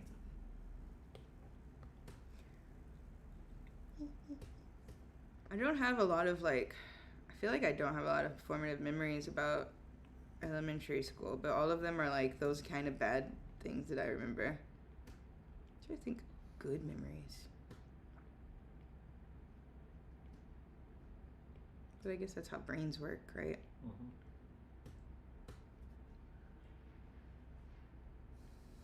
Alrighty. There's this interesting thing about, like, people always often ask, like, why is Japanese anime, like, always about high school? Like, high school romances and stuff like that. And there's a theory that it has a bit to do with, like, how in Japan, high school is, like, this, like, cherished special time. And, like, after high school, everything kind of sucks. And so there's a lot of media revolving around this nostalgia for high school. And that's, like, a thing. So I'm wondering, do people have, like, fond memories about high school outside of Japan? And sometimes I wonder, like, how do people have fond memories in Japan high school? Because it's a lot of just, like, studying. Yeah. I mean, there are... I mean, obviously there's good community aspects to it, too. Like, the clubs are really strong, and, like, I imagine it's really great for, like, building friendships and stuff. Right. Because people keep their friends, basically, from high school, like, for forever. It seems like... I hated high school. I didn't like high school the last year. I liked it by the last year. I didn't like it up until senior year. Probably by senior year, I finally had friends and stuff. And I didn't feel quite so weird or alone. But I hated high school so much up until senior year. Because by senior year, I was, like, friends with, like, all the juniors and stuff. Like, people thought I was cool for some reason. It's like I was born 1 year too soon to, like, fit in with people. I've had classmates like that. Yeah. Where they were, like, they hung out with upperclassmen or whatever. Or vice versa. And then all the friends graduated or something, or they graduated. It's like, yeah. That's interesting. Yeah, because, like, all the things that I was into were, like, fine with, like, people who were a little younger than me. But, like, people in my age group, no. It's weird. Yeah. No. Yeah, well, I would agree. I would agree with that way, Mert, is about, like, definitely friendship involves you need more relationship rather than just knowing someone for a long time. Yeah. That's important. I definitely heard stories of people that just know a guy a long time. It's like a toxic relationship, but because they've just known each other a long time, they're like, that is what it is. But I would also say an important thing about friendships is don't be afraid either for light friendships and acquaintances, because you also never know what develops into a deep friendship. That's true. Like some people who weren't maybe necessarily like your good friend when you're younger can become like, you know, people you have more in common with later in life. Yeah. It's weird. So we just met with one of my friends in Kyoto last week, and I've known that guy since middle school, and we didn't talk for a long time actually. Like I think after high school for a bit, but after we reconnected, we found we had like more in commmm. Mm-hmm. So that happens sometimes too. Sometimes you'll like disconnect, Change. and then you'll like come back together once you know you've both sort of been through some stuff. You kind of grow. Yeah. So you have a Zoomer roommate who just likes any high school anime and standing scenes of women and men, and you don't know how to tell them that it is what it is. They're right. There's plenty of adult age anime. But like I can understand how Zoomers would have a lot of like problems with the way it can be problematic. Yeah. It's just like really different culture. Now here's the thing. So I don't know Lucky. Well, do you watch Lucky Star? Did you watch Lucky Star? A little bit when I was younger. But Oshinoko is really interesting because it's really subversive. He's talking about Oshinoko, which is like anime girls. And at first I was, because I'm also very picky with like what I want to watch and anime and so on.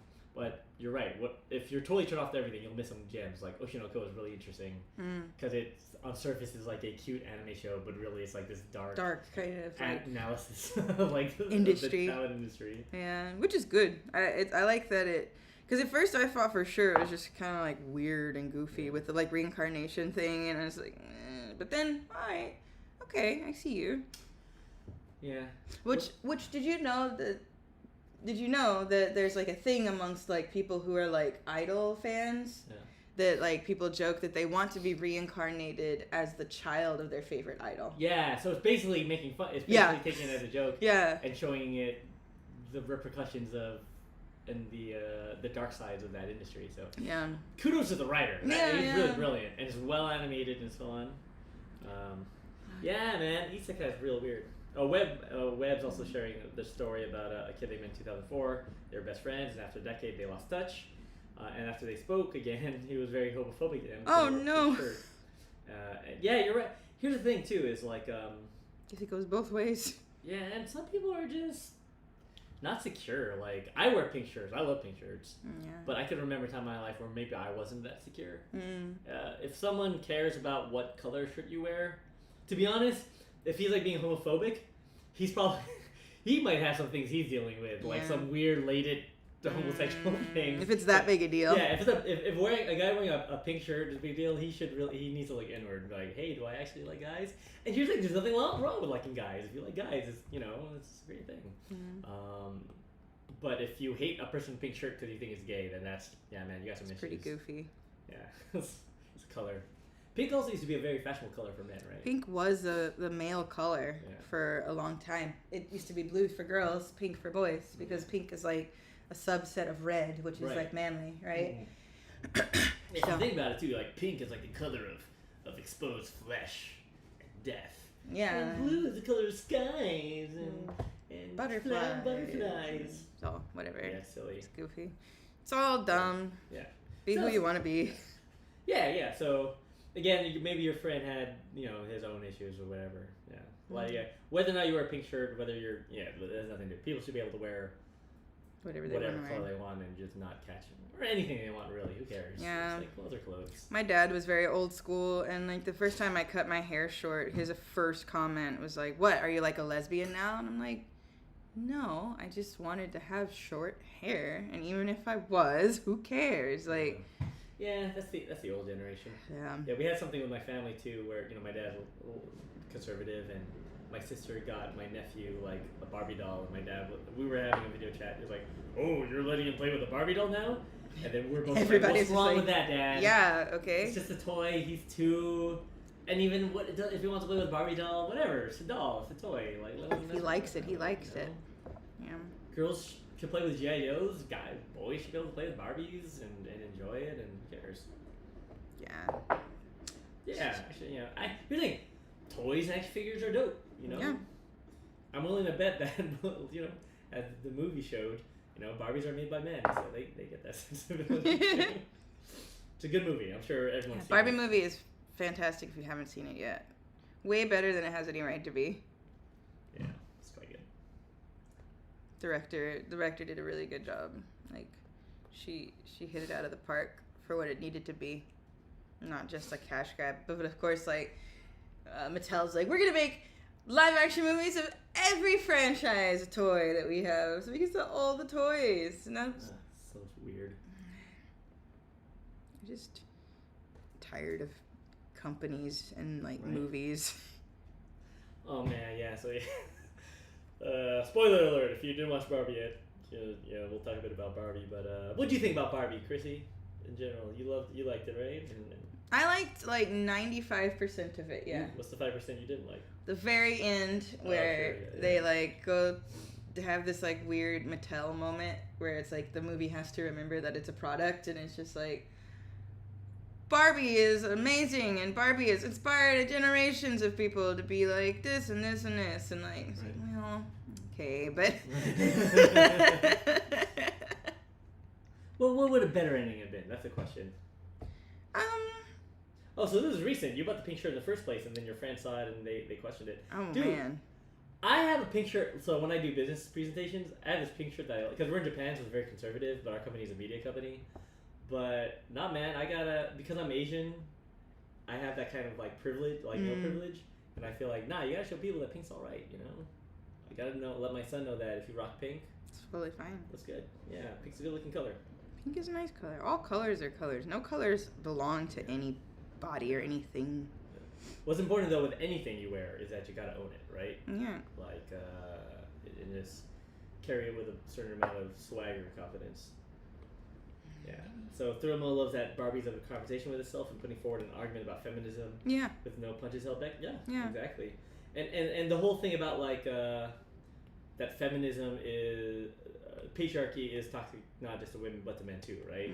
Yep. Like it just kind of hurts everyone. It hurts men. It makes men think that they have to be a certain way to be valuable, which is not good for them either.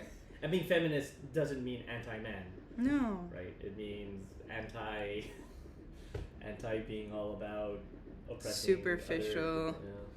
others, Superficial manliness and like hurting other people with, these expectations. Yeah. That's good. Yeah. Agreed. I thought it was a great movie. That's funny. And so here's the thing. I'm gonna call Chrissy out on this. She hates Ryan Gosling or hated Ryan Yeah, Gosling. I don't like Ryan Gosling. But how do you feel about Ryan Gosling now after the Barbie? I have no feeling about Ryan Gosling. No feel. I thought he was good in the movie though. Yeah. No, I give respect to him. Like the freaking Matchbox 20 thing still cracks me up when I think about it. It's goofy. No, he's a good actor. Yeah. I just don't like La La Land, honestly. I think La La Land just made me mad. I get it. The appropriative aspects, yeah, sure. I get it. Oh, it's like California, like a little bit. But guess what? I'm not from California, Yeah, so I don't have that same. they address that with John Legend's character though, right? Sure. Because John Legend's like, hey man, like that's not where music's at right now. And so I think that's valuable too. It's fine. It's fine. I just don't like La La Land that much. I can't relate. Fair. Yeah, I'm from LA, so obviously. It's a California movie for California people, which is fine. It's just not for me. I'm glad we're all. I get it, bygones. I do like the song La La Land though. I think they're well composed. Anyway, we don't have to get on that topic. This is your stream. I don't want to get into You start a Kurt music stream about La La Land. You have Kurt Ryan Gosling hour. Hey guys, this is the Ryan Gosling music hour. We're gonna cover all the songs that Ryan Gosling. We're gonna start live streaming every day until Ryan Gosling comes and visits our stream. I'm gonna sing his version of Matchbox 20's Push every day until he notices me, senpai. That happens sometimes. Did you hear about the guy who did that with Weezer? Yeah. Silly. You never know. It used to be a lot easier to have those things happen on the internet. Like, I remember early Twitter, like when Twitter was still like a fun place. It was really easy to like reach out to celebrities, and like once in a while they might actually talk back to you. Sure. Because it wasn't like, it was like a normal place, Now it's like a PR minefield. Mm-hmm. I'm pretty sure, like, most times, like, the celebrities actually aren't even on their Instagram or Twitters or whatever. Mm-hmm. But anyhow. But people expect it to make a lot of sense. Law. No, these are the arguments in movies, in movie form. Yeah, exactly. They're giving you the ideas, and you don't have to. It doesn't have to be A concrete. so ham-fisted. Right. I mean, there's that one speech, right? Like by the actor, was it the Real World the mom? The Barbie lady? Yeah. That's the scene I don't like. No. The mom from the Real World, where she's talking about Barbie about. Oh. That was a good speech. Like yeah. The monologue, so to speak. Oh yeah, that one is that's really the good. monologue. Yeah. So that's a bit like telling you, hey, it's hard Being a woman. Yeah. But the other things, you're right, is like they're showing why patriarchy is dumb through men like acting dumb. A very, very literal, like, yeah. It's fun. Yeah. I just think patriarchy was about horses. And Yeah, stuff like that's funny. yeah. It's pretty cute. Agreed. Good movie. Good film. Still haven't seen Oppenheimer, though. And we never will. Actually, it's on that website, what I saw. Really? Yeah, but I can't talk about it. It's a secret. But I want to see it. Horses been getting ripped. Yeah. I thought the patriarchy was just about horses and getting ripped. Oh, man. It was tough. The funny thing about watching in Japan, too, is just like, because, there's like subtitles.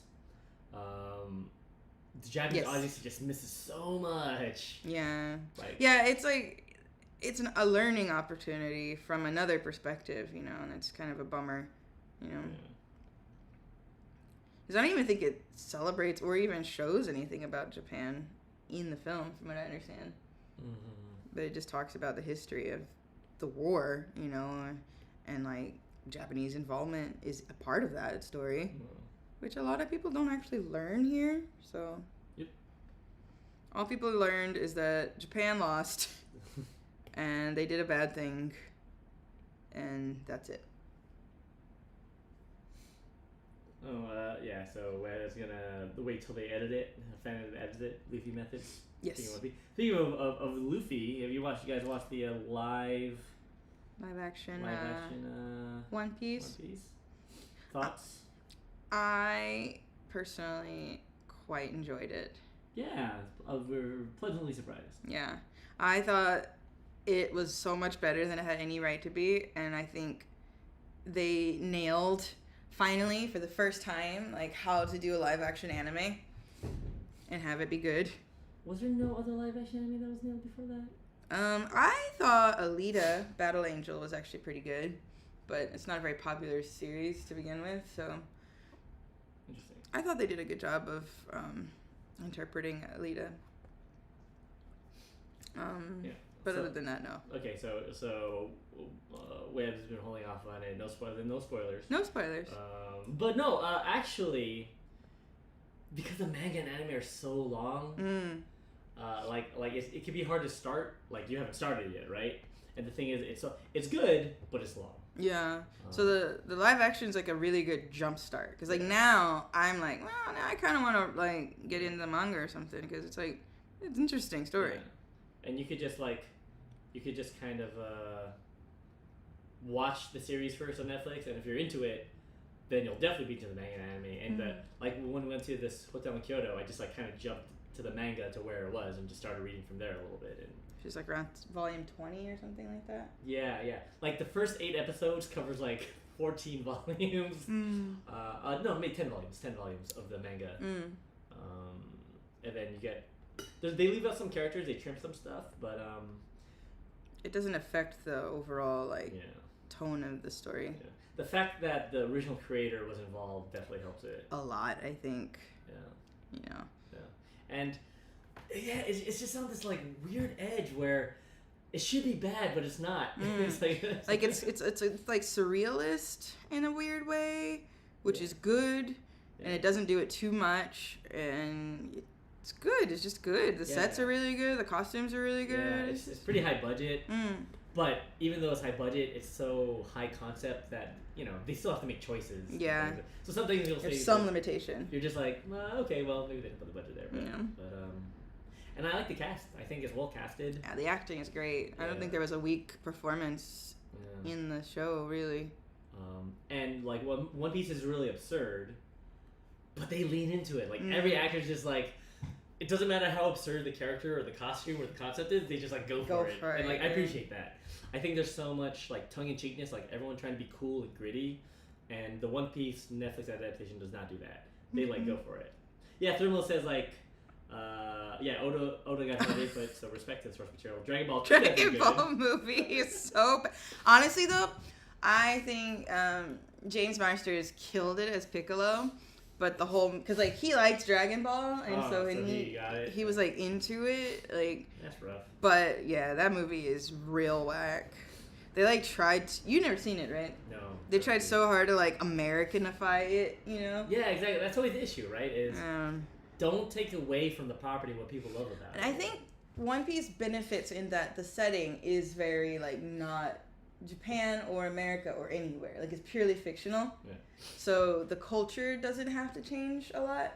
And so then even like people like Zoro, who is obviously Japanese, they can have their moment and be Japanese, but like other characters have different like, you know, Right. upbringing. So it doesn't Yeah. it's good because it's international and they don't have to change anything or feel like they have to change anything. And their internationalists actually leads to some really interesting choices and performances. Mm. I think Luffy's a really good example of that. He's really charismatic, but the way he delivers lines from the script are sort of atypical. Like Yeah. he'll put emphasis on a different word than what like would normally done. Because of his like just like Yeah, his different Lack background. of- He's bilingual yeah. and so on. But it's interesting. It makes the character more. It makes alive. Yeah, it's like these weird they have these interesting. Another one is Sanji. Oh yeah, His Sanji. accent's really weird. Like he has a really. Because he's like a hard to place Spanish accent. English person, so he Yeah. has like a very unique accent, and it works really well. Oh, bro, Thermal Vegas says I've seen about 2 episodes of the Bebop IRL. Took me off the world. World looks there, but the scripts are trash, and I was pretty upset by Vicious and Julius portrayal. Yeah, Dude, I right. turned it off after 15 minutes. I was like, I can't watch this. Yeah, I think I got to episode 3 or 4.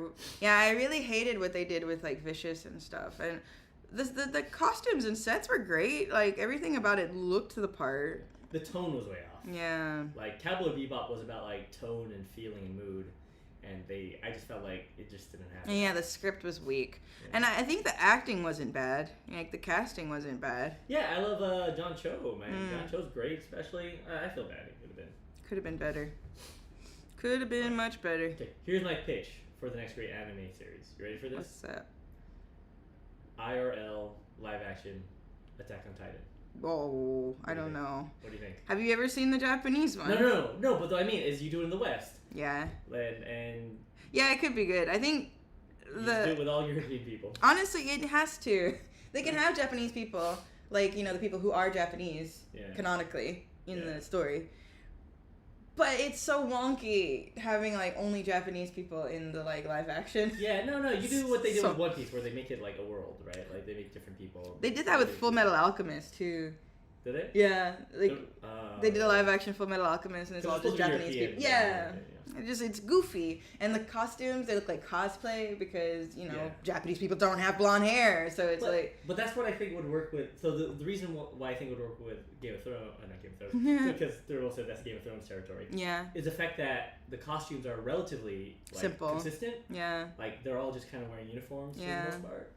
And it's using a sort of visual language we're all used to, which is like medievalish type things. And then the hard part would be to sell like the Titans. I think you could, if you had a clever director and you didn't, I think it could work really well with like practical mixed with CG. Oh yeah, like if yeah. Like if you had like really good practical effects team Like with like they actually make the wall or whatever. That'd be weird. and like do it really minimal and like you don't show the Titans that much, but when you do, it's like really impactful and like it's, big. horrific, Yeah, I think it could be done. Yeah. And the Titans are just like naked people. Yeah. Just get real actors. Just get real people. Like, just do prosthetics and stuff, and just do, because people act like, oh, that technology is like old timey, but it works. Especially now, you could like composite things, you know, in ways you couldn't do before. So Thermal brings up a really interesting point that Japanese cinematography just sucks with anime adaptations. Something always feels off, other than the cosplay. Well, that's the, it's definitely a choice because I've seen Japanese movies that are nail good cinematography. Yeah, I think it's just the fact that there are probably just fewer strong cinematographers, and directors. It's directors. I think the cinematography could be good. I think it's the directors that like make these decisions. It's a lot of like old like rank people. And Japan might suffer from. We were talking about this with the music industry, but I think all industries in Japan suffer from verticality of like always deferring to the older people. And regardless of skill. Yeah, so sometimes it's just like, oh, this is a famous thing. We need to get this famous Japanese director on it or whatever. And then, but he's like not as good as younger people. We see it in every industry. Yeah. And Japan's probably not free from it. I think you would have to just basically have a Western director do it. Maybe. But get Japanese input. Yeah. Or just like, it's so hard for like indie like Japanese directors to get like major work. Yeah. You know, like if like a good example I think of a really poorly handled thing is Zom 100. Yes, thank you. Zom 100. That's another. No spoilers. The anime is fantastic. So fun. The movie is terrible. So bad. And it's such an imaginative, like colorful, bright, vibrant, interesting anime, and they do like none of that. And the tone and the pacing is just it feels the same as like all those other mistakes that they're made, you know. Web had a comment about with what budget. Yeah, the One Piece movie had a huge budget. Yeah. Like it was. They revealed it was like 136 million. It's like more than Game like of Mandalorian. No, not as much as Rings of Power. Not as much as the new Game of Thrones, but more than like Mandalorian. More than like a lot of the new Star Wars shows and so on. Yeah. Definitely more than Cowboy Bebop. Yeah, Cowboy Bebop had a pretty shoestringy budget. But the problem with Cowboy Bebop wasn't the budget. Yeah, it was like the things that they could have done weren't about the budget. It's a script mostly. They did well with some of the visuals. It looked okay in some points, just the tone and the direction. Yeah, scripts, the direction. Like this has devolved into a Japan media. I mean, I live in Japan. I like media, and I am making media, so it's fine. That's true. I like talking about these things. Thermal does mention that yokai horror films are the best.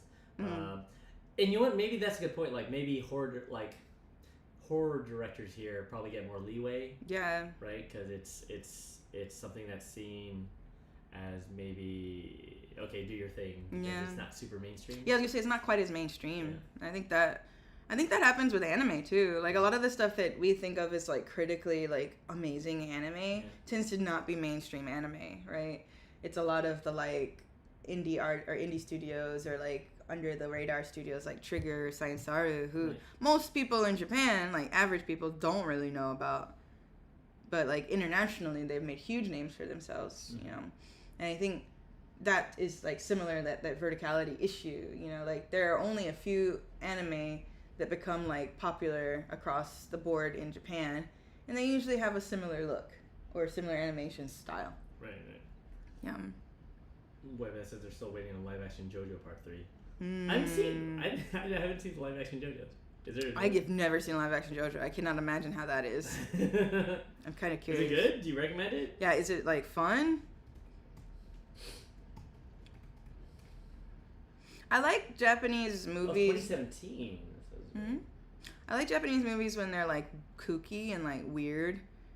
But I don't like popular Japanese movies for sure. Yeah, it's rare to find a really good one. There was like a comedy one I saw a trailer for not too long ago that I wanted to see that kind of looked like Superbad or Superbad. Yes, that's the Kick-Ass. Kind of looked like Kick-Ass. I was kind of interested in that, but I can't remember what it's called anymore. Yeah. It's all right. Okay, so it's all right. I would love to to have the time and resources to make a movie over here sometime, even if it's just like a short film. Just for fun. Yeah, just for fun and. I'm trying to think what would be a good one to do that is like wouldn't require a big budget. Horror is always good because you use a lot of darkness. Yeah. And you can sort of tap into something communal and good direction will let things. Good direction in editing can make it exciting, right? You don't actually have to show a thing the whole time for it to be good, and it can be set in like normal times. But yeah, I don't know. Something with old people. Do something. I'll do a story about like old people finding love again in Japan. Aww. That'd be a fun story. Cute. W. Juliet, maybe? I'm not sure what that is. Yes, right. Movies are very much to make.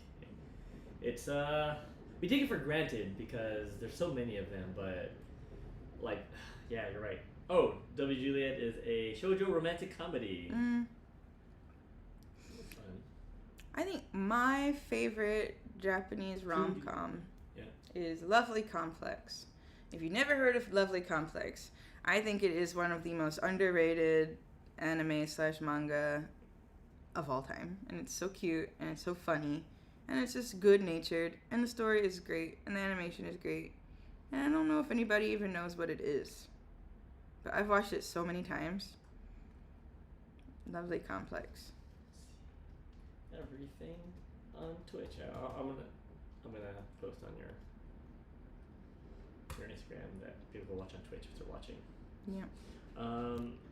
And Jibs Riffs from your Instagram says, "Beautiful, Chrissy." Oh, thank you. Yeah. Sorry. Primo LG says, "I always hear the other voice in the live stream. Who is that?" Yeah, that's me. Sorry, if you're probably not watching anymore. I don't know if you're still on or whatever. But yes, I'm Kurt. I'm Chrissy's. In this stream, I'm kind of the producer. Basically. The Shio said, "Leave her looking eyes closed. It looks calm while she's holding that animal." Well, too late. Yeah, sorry. Yeah. If you're watching on Instagram, it's better. We keep a closer eye on the Twitch chat. Instagram's really weird for that, right? Like, Instagram's hard with, like, messaging and stuff. It's really hard to be interactive unless you're holding the phone. I really wish that they would change their live function to be more consistent with, like, OBS and stuff like that. Yeah. I think that would help a lot. So premise is a high school has cross-dressed and now be found out as a woman, and the main protagonist plays with them. Oh, I see. I watched a really good anime a long time ago about a trans boy called Wandering Sun, I think. S-O-N or S-U-N? I think S-O-N, Wandering Sun. And yeah, it's about a trans boy who, and a trans girl. They're like, and they like meet each other, basically. Yeah. Mert went on your Instagram too to see. That's right, Mert. What else? Yeah, I'll say hi to you in the chat, Mert. What up, Mert?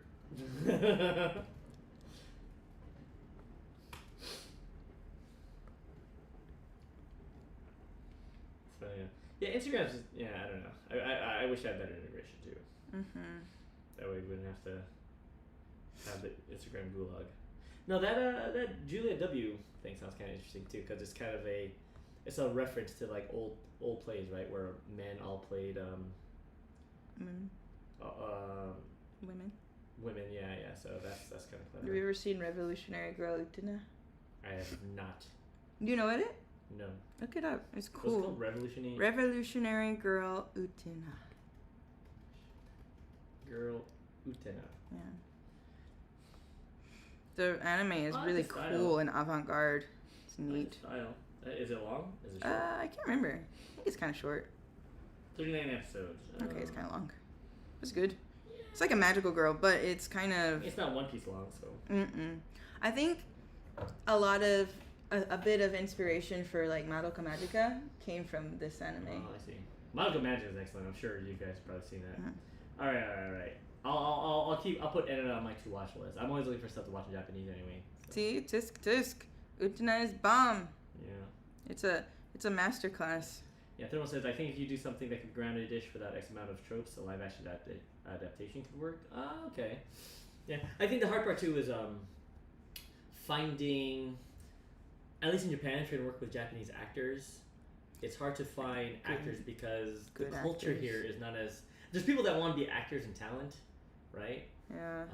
But I imagine it's like a small. smaller pools in like New York, or just people who want to be that big. Because a lot of people who are in acting are doing other things too.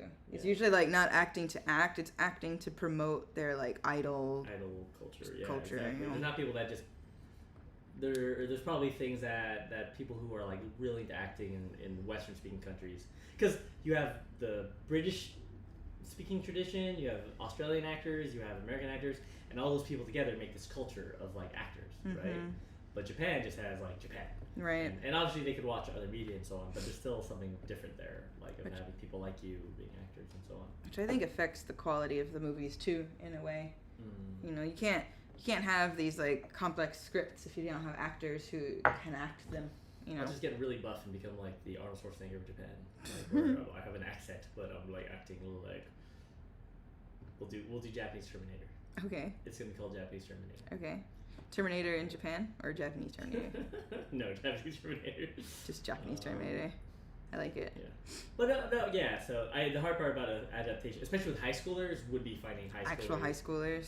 and that's expensive too, right? Getting Although I feel like in Japan especially, you could find convincingly young looking adults. oh, that's fair. You know, like if you get them like right out of school, Yeah, it wouldn't be so hard. sure.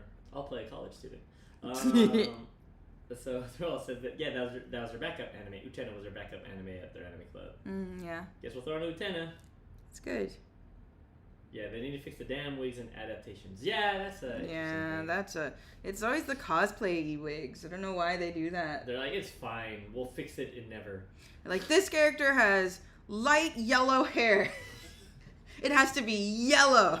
How do you feel about the hair in One Piece? One Piece. I think mostly it's fine. I think. All of them are dyed, right? Yeah. Everybody, there was a few wigs in the mix, but mostly like it was like dyed. But I thought it was funny because you could just tell who was important and who wasn't important sometimes because they No, would I think they fixed that later on because they started having like sub characters. That's true. So I feel like maybe after like, we didn't like have anyone in this scene that had funky color hair. funky color hair, so it just looks like I think they started catching that later on. Mm-hmm. Yeah, you're right. Like when they get to the restaurant, there's like the chefs. There are and more stuff. There's, people. like, The chefs and so on had like weird hair and so on. But yeah, I thought it looked pretty good. Or maybe it's a pirate thing. Maybe they're treating it like tattoos, where like if they're not like piratey, they Sure, that makes sense. Yeah. But I thought they did a pretty good job with it. I thought I didn't like Nami's hair at first because I just imagined it would just be more of a natural red, not like tangerine color. Mm-hmm. But it kind of grew on me, and I didn't care anymore. Right. How'd you? She gives a real. Nami was just like a really good actor. They're all really good actors, I thought. Yeah. And especially because sorry, we can't stop gushing about. It's good. It's really good. One Piece live action. Because by all accounts, I should have hated it. I should have hated it. I should have hated it. I expected to not like it very much, and it just was good. Yeah.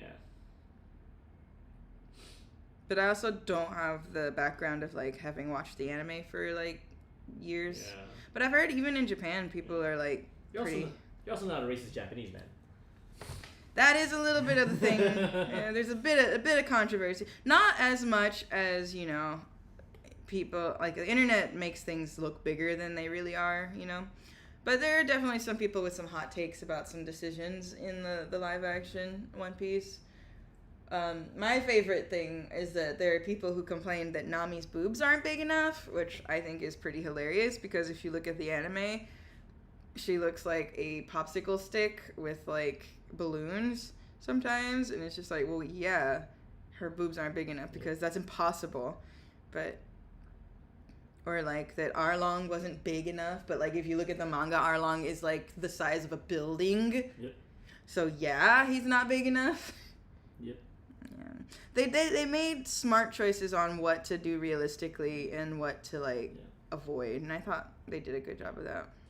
What's good about Arlong was that, sorry, spoiler alert, close your ears, I guess I'm not telling anything about the plot, but the good thing about Arlong was his screen presence was great. Yeah, And that's what felt people big. That's what felt people don't intimidating. understand, right? Like, people understand that that's a real thing. They're like, no, he's big, so he has to be big. Yeah. Oh yeah, this is a good point. Thurl says the Sanji arc felt like they caught their stride on how to shoot episodes. but you don't know what was shot in order. No, yeah, it did feel like it was like catching its like a major win during that section. Yeah. Yeah, I mean boobs are nice. Don't get me wrong, Web Emerald. Like older you get, the less you care about boobs. It's about the character. But yes, correct. It's not like she has tiny. She's like nice normal boobs. She has nice normal human boobs. She has human boobs. It's fine. They're not tiny. They're not big. They're just fine. They're normal. It's fine. She's a pirate. What does she need big boobs for? Yeah. I'd rather have slightly smaller boobs and a good actress. Like. Yeah. You know. People are absurd. But that's like. Keira Knightley, good example. Yeah. She held together the whole Pirates of the Caribbean franchise. Yeah. You know, flat as a board. Stop. That's mean. But she's very pretty and charismatic and is great on screen. Yeah. Right? It doesn't. Who cares about her? You know, she's great. Like she's a good actress. She's just a good actress. It doesn't matter. Yeah, great character and a great actress. That's what really matters. I had a crush on Keira Knightley when I was like that age. I mean, probably a lot of people did. Yeah, that's what matters. So yeah, we're looking forward to the next season. We hope they double the budget to $500 million. Yeah. I think they'll do well. I also hope they finish the anime before they finish the TV series. That we're not stuck with Game of Thrones. I think the manga is supposed to be done soon. Oh yeah, supposedly. I didn't know that. So Web had merged saying that they the marketing department felt it was necessary to increase the booth size on the poster. Really? For Keira Knightley. Oh, really? Yeah. That. I have like a story like that one time because I used to work. I used to work for a company and we did like a photo shoot with these influencers. And there was a coworker of mine when I was like cleaning up the photos, because before filters and stuff was like a thing, you had to do it with Photoshop. And one of my coworkers came in while I was working on one of the female uns, and he was just like, "Can you make her boobs a little bigger?" And I was just like, "No."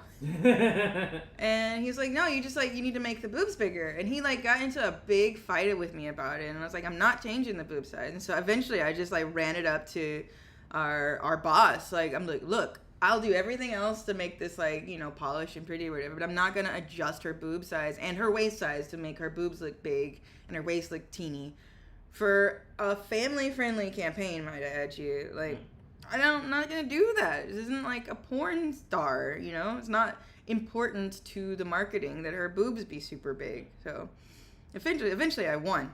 I didn't have to change it, and I felt really proud about that. And representation matters. To have people with different sizes. Right, yeah. People have different boob sizes. It's totally fine. You don't all have to have big, luscious boobs. It's fine. Yeah.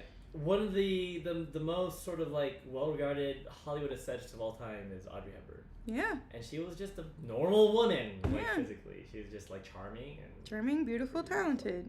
Nobody had to enhance her boobs. Do you know anything about Audrey Hepburn, by the way? I mean, Pet Beer. Pet Deer. She was a very, very much an animal lover. Cool. We would have been friends. You would have been friends. Yeah. Sorry, we get all these soapboxes. I'm very passionate about a lot of things, so. I get it. Especially when it comes to like, being a woman in a workplace. Yeah. Don't tell me how to do things for women. I'm gonna make her look good. That's what I'm gonna do. I'm not gonna change her boobs to make her look good. Never. Yeah. Unless your character is Boob McGee, Superwoman, then fine, sure, but if it's an essential part of the character, essential part of her character that her breasts are huge. Like if it's like Stripperella, for example, then probably okay, whatever. But make bigger boobs, but that's that's job related. Remember Stripperella? Vaguely. That was a thing. What was that on? That was on like was it Spike TV? Television for men. I used to watch The Man Show when I was a kid. The Man Show? Yeah. I don't remember why I was watching The Man Show. Did your dad watch it? No.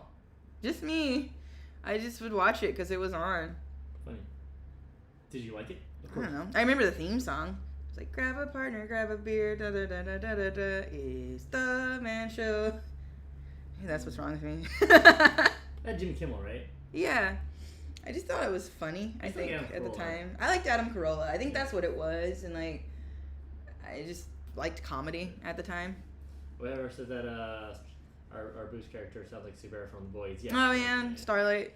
Yeah, That was really disappointing too. Starlight, I don't know if you Oh noticed. yeah, man, she's She gotten had a lot like of plastic work done surgery. through that season. And you know what? If she needs to be happy, that's fine. But if it's because she feels like she needs to look a certain way for the show, Because I thought she was so cute when she started, and I think she like felt like she didn't look the part enough or something. I don't know, but she got rid of like her buccal fat and stuff, so her jaws are really gaunt now. You know, I mean, whatever. It's her body, it's her so she can choice. do whatever she wants to do. But I was But- kind of like shocked by it, honestly. It's such a big change. Yeah. Well, anyway, and then Thurl is saying white costumes look less believable with people who are other species. Netflix nailed it. Then you look at Ashoka and some new Star Trek doesn't seem right, like it's smoothed or something. It went like Ashoka, and so did Thermo, but because it was on Comedy Central, there should have been more watching Red Green show more. Been watching Red Green show more. I don't know. Well, what's Red Green? I'm not sure. Is that another show? Yeah, costumes of people who are other species. It's just kind of tricky, right? Because there's always like this uncanny valley. It just requires really good, character designers. I think it is hard to imagine, what other species look like. One property I think that does that really well is Invincible, which is just anime now. So probably different thing because they're not making a live action of it. But if they did, they'd have to deal with it. They're really good at making alien species very bug-like and so on. And they would still be humanoids, Right. but they often look like weird creatures and so on. I thought maybe like newer iterations of Doctor Who does a pretty good job of like aliens that look like aliens. Yeah, my remote notices that. Yeah, you're also in the fact that actors will always be humanoids. That's the big and expensive production. I mean, there's also an argument to be made in some cases, like Star Trek, right, where basically everyone's a humanoid. Right. But there's this idea that like in order to like develop, these advanced technologies, you have to be humanoid. You need some sort of opposable thumb or whatever. You need to be able to create things, and that's harder to do with flippers. But again, that's not true of all properties. Web says that they're a fan of Doctor Who. Yeah, I used to be really into Doctor Who for a hot minute. I haven't watched it since Matt Smith was done. I stopped watching it. Not particularly because I didn't like the new Doctor, but I didn't really like the tone as much, honestly. Even during like Matt Smith's Doctor, I started with David Tennant, so I'm like predisposed to like the cheeky like goofiness of the original one or that series, but it gets a lot more serious and like I don't know. It's just a tonal shift. It's just not for me, I guess. But I've kind of been meaning to like get back into it because I've heard there's been some pretty good episodes of late, and I've heard some pretty bad things too. But I don't know. You never watched Doctor Who, right? No, not so much. I mean, I've seen clips and I like it, but I don't know. I'm not sure. It's not like I don't like it actively or anything. It's just a show I haven't watched. Oh yeah, that's what I heard. That made me interested. So the writer for when Tennant was the Doctor is coming back. Oh right. Yeah, Moffat.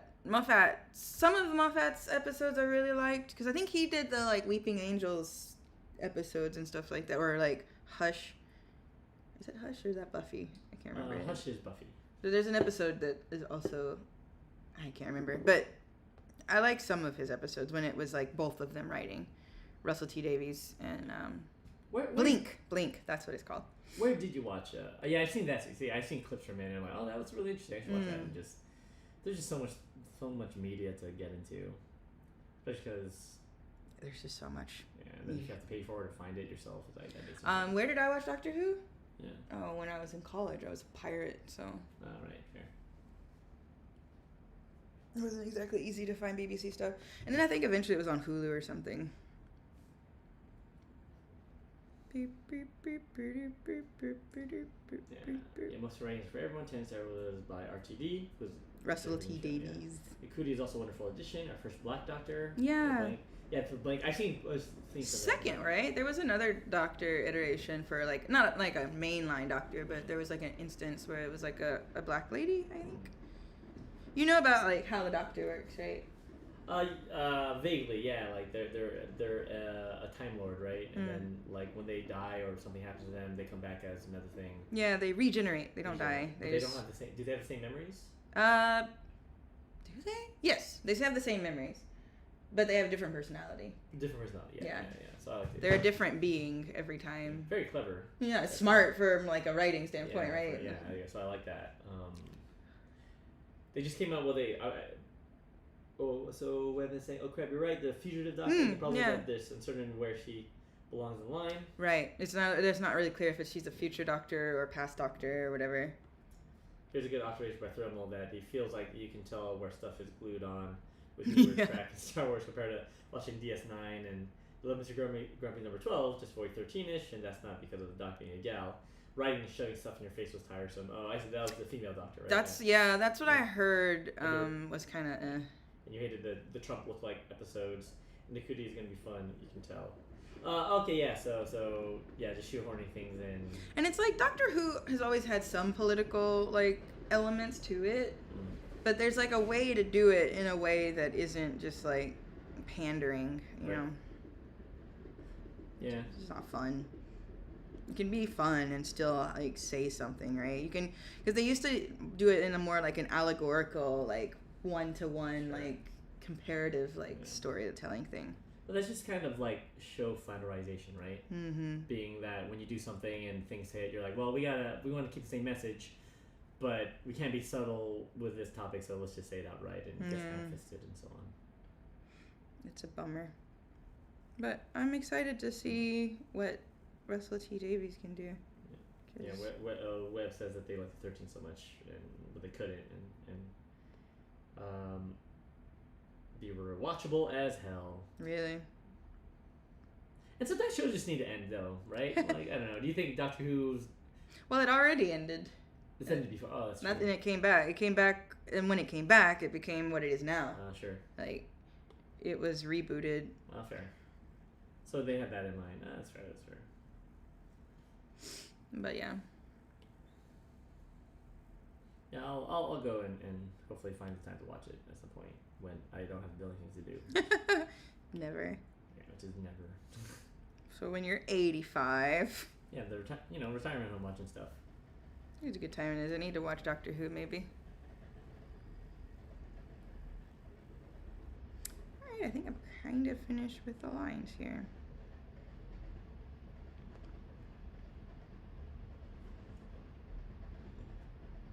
Yeah, go to the centennial anniversary at least. When is it? Ooh, yeah, man. I feel like we'll be coming on shows on the 100-year anniversary. Simpsons.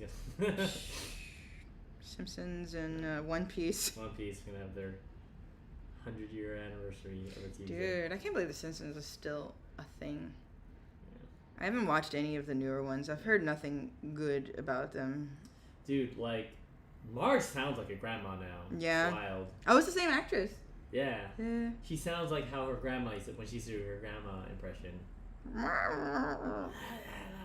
Wild. I don't know, man. Just like let it die. But you know, whatever. It's a paycheck for them. Sure. Yeah. Still want it. I guess it's a job. I guess there's something to be said about job security. You know. But you're right. Just because they're probably not doing it for themselves either. They're probably putting in nest eggs for their families. Sure. At this point, yeah, it's just a paycheck. Which I guess I can't fault them for. Simpsons died after The Simpsons movie. Yeah, I think so. Yeah.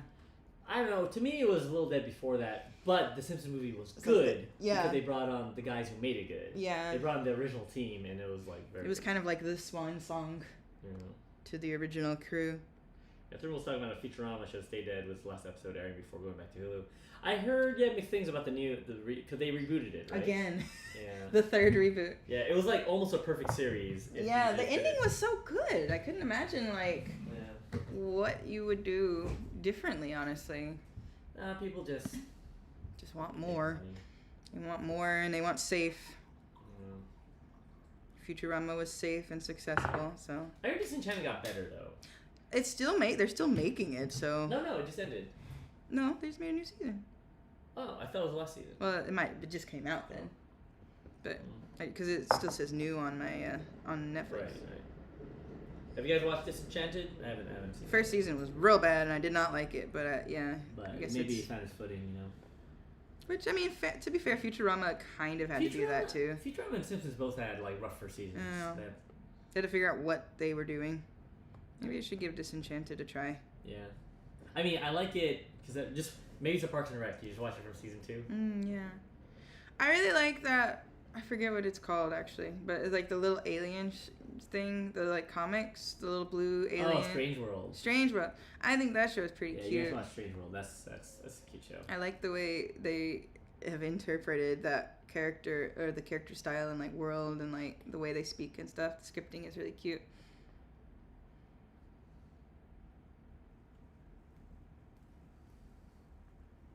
Let's see here. How's it going, Chrissy? Sorry, I've been doing my music stuff. Pretty good. So Disenchanted first season you liked, and they haven't watched the others. Yeah, I'd like to give it another chance. I've heard that good things about it. I think coming off of Futurama, I just was like expecting different or better, maybe. But Futurama, rough start too. People didn't think it was like that great, or like it was just trying to be How it like got canceled. Well, it got canceled because they did a lot of crap with the scheduling. That's just Fox doing dumb shit with their shows. Especially what do you call it? Even Family Guy got canceled. Family Guy, Arrested Development. I was all about those shows. I'm like, why do they keep canceling these shows? They're so good. They're like, none of these are The Simpsons. Have you ever watched Bob's Burgers?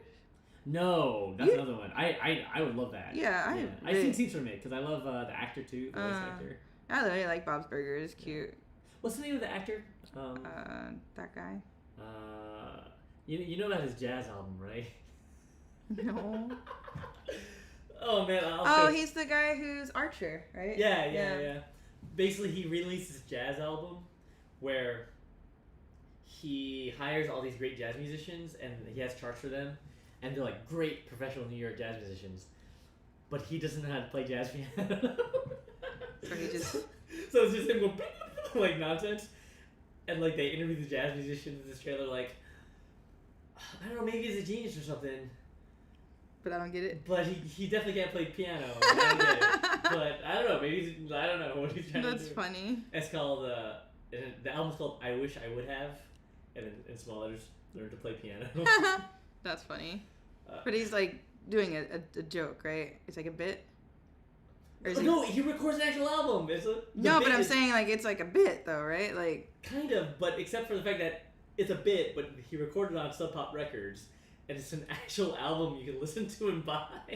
But it's like a joke. Yeah, it's a joke. He did it as a joke. He did it as a joke, obviously, but it's like one of the brilliant ones where it's not like he was pranking these guys. Right. He just decided to make a jazz album, even though he doesn't know anything about jazz and can't play piano. That's funny. Yeah. Cute. That's right. Webb noticed that Arrested Development did lose its soul when they made season 4. Oh yeah, the Netflix season was like. The one before season 3 was like that was the one on Netflix, right? Season 3 and 4 were both Netflix. Were they? I don't remember. I think, and it was okay. It just suffered from like the casting things, but they did some interesting things there that I liked. But I heard season 4 was bad, and I haven't seen it yet. I don't think I even finished season 4. Yeah. Still 4 feel and like 5, yeah. the same show, season 4. Oh, maybe I'm thinking season 4. I think season 4, yeah, it wasn't like the greatest, but they still did some interesting things. Like, I like the George Michael storyline. I thought that was funny. Like, it was kind of a subversion of his character, but keeping with the tone of the show. Just like that his name is George Michael. Yeah, Thermal loved Futurama from the first airing, and your mom was upset that you were watching The Simpsons, and you remember pointing to Futurama as replacement because it was less violent. Yeah, Futurama was great. I mean, I remember as a kid. I stayed up to watch it like on New Year's or whatever it was because it kind of coincided with the millennium. Oh yeah. And also the only show that could do an entire episode about Ally McBeal that no one remembers existing or watching. That's true. It's still entertaining too, right? It's talking about a show that nobody knows, but it's still funny because it's good writing. Because it's good writing. Like all that matters is that the writing's good. Well, yeah, seasons 1 through 3 of Arrested Development is some of the best comedy writing that's ever existed. That one took me like a while to get into at first. I think because everybody was just talking about it so much. Arrested Development? Yeah. Oh, you mean after it got beat? No, like in the beginning. No one was talking about it. Really? I went to art school. No, but by the time you went to art school, Arrested Development wasn't a thing. People were talking about it all the time when I was in college.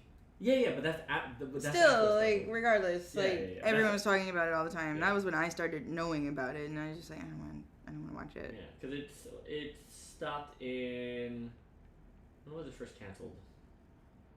2006. Yeah. Yeah, I was in school in 2006. Oh, okay.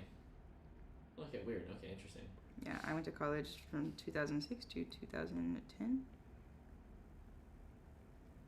Yeah. Okay. So all right. Well, Everyone was talking You about guys were just cooler than everyone. Yes, that's art school, my guy. We're hip. Fair. I knew what horse feathers were before horse feathers were a thing. I don't know what that is still. Yes, you do. Do I? Yeah. Like people wearing horse feathers?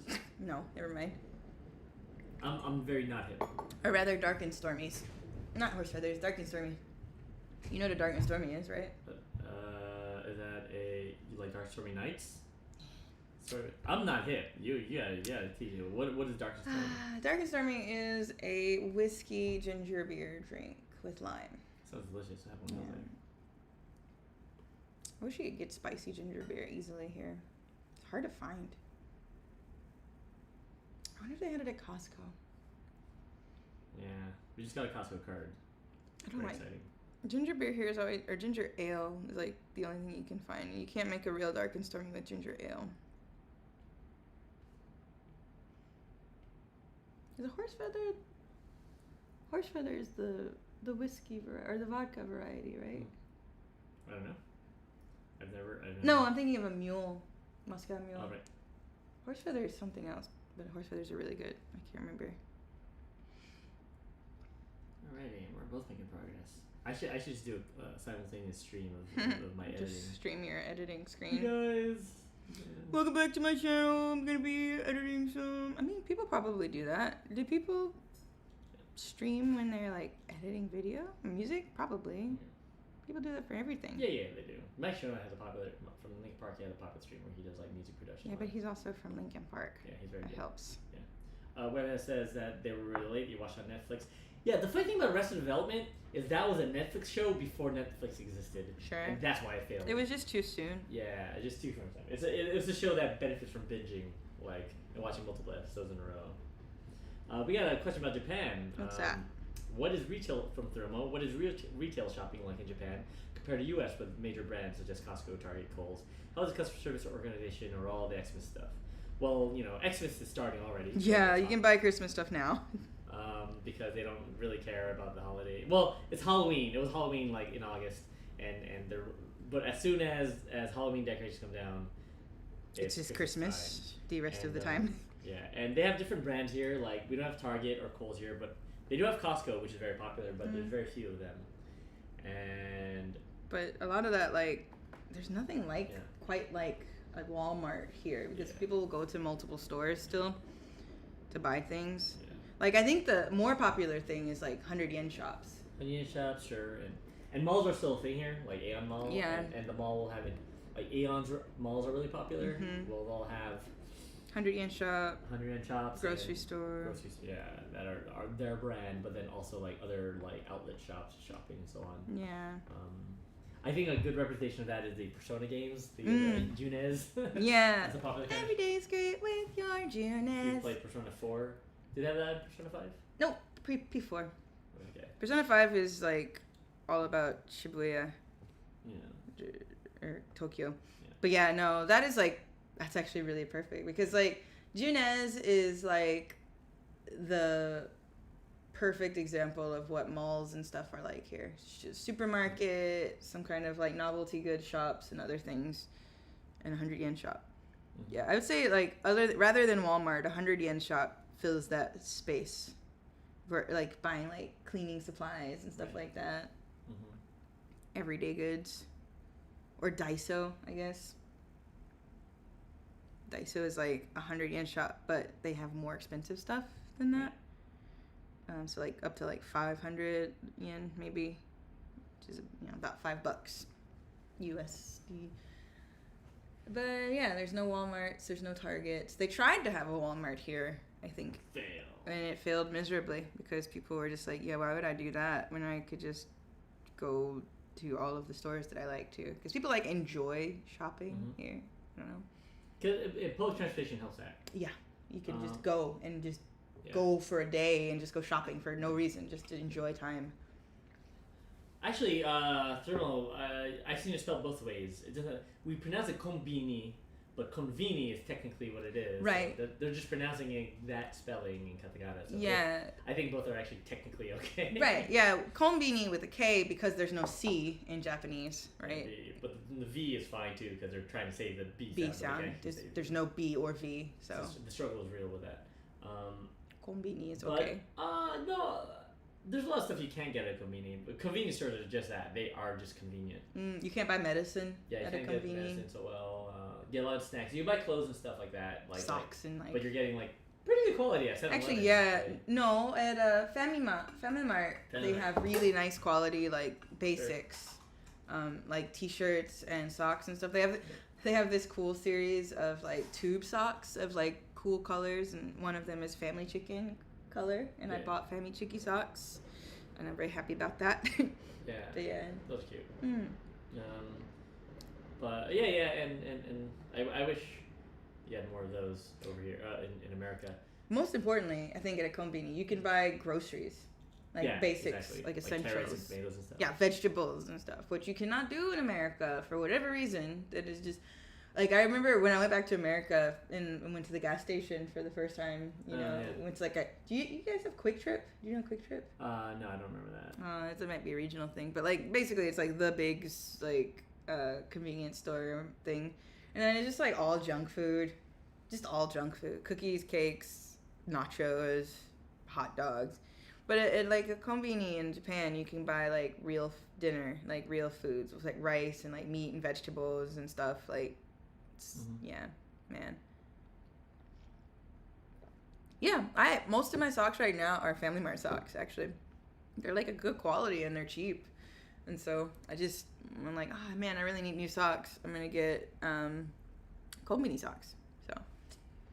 So, do you have by chance a lightning cable Yeah. up here that you're not using? Yeah. I do. My phone's gonna die. My phone is gonna die. My phone's gonna My die. phone's gonna die. I wonder if anybody gets that reference. I'm a banana. I am a banana. You get plugged into mine. Oh, thanks. Anime Man said the Family Mart stocks are his favorite. Need to import at this point. Yeah, they can be pretty good quality. Yeah, Yeah, for that's sure. what I And there's some quick trips that have groceries, but nothing compared to regular grocery. You know, Quick Trip.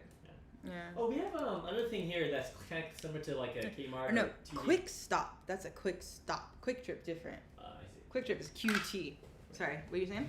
Shimamura. Oh yeah. There's a shop called Shimamura which has like a lot of discount stuff. It's like TJ Maxx. It's like a TJ Maxx, so we Yeah. have that here. It's quite fun. It's a great place to find like Weird English shirts. yeah. If you're in Japan and you want to buy a weird English shirt, look for Shimamura clothing. Yeah. There's also Shimamura music shop chain, but that's different. So you have to look for Shimamura clothing. And if you want to get something that says like "Listen and float your every time goodbye day," then you gotta go. Yeah. Yeah. I was like thermal notes. My ears are bleeding. My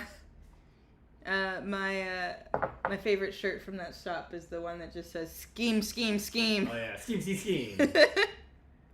What the was the? I can't remember what yours says. Yeah, look it up. It's good though. What is it? I have one that says like primacy, the state of being perfect.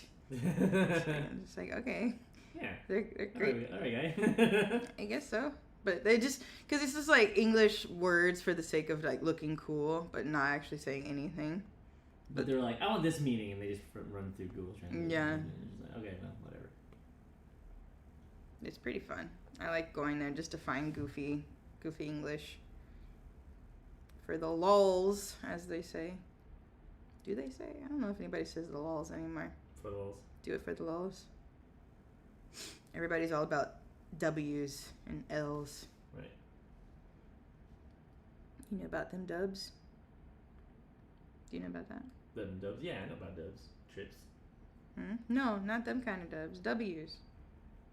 You know W's. Getting the win. Yeah, that's right. I'm not that old. Do you know what touch grass means? I know what touch grass means. I know these words. What does it mean? It means get in touch with reality. Yeah. Okay. Everybody taught a whole class about it. Oh, that's right. Yeah. That's right. Webhead Mert says like white people and foreign tattoos. Yes. Yeah, literally exactly that. Yeah, it's quite fun. It's That's pretty. why it's fun if you just like embrace it and you know it's dumb. It's like whatever. What does yours say?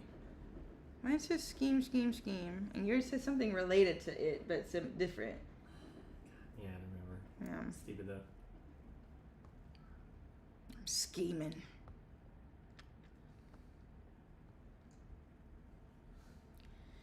That music's hard.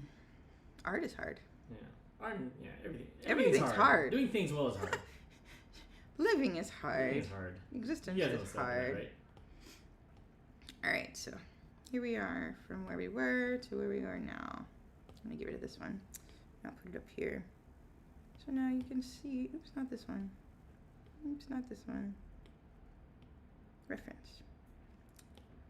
Put in the old one so you can see where we came from and where we are. This is my remake.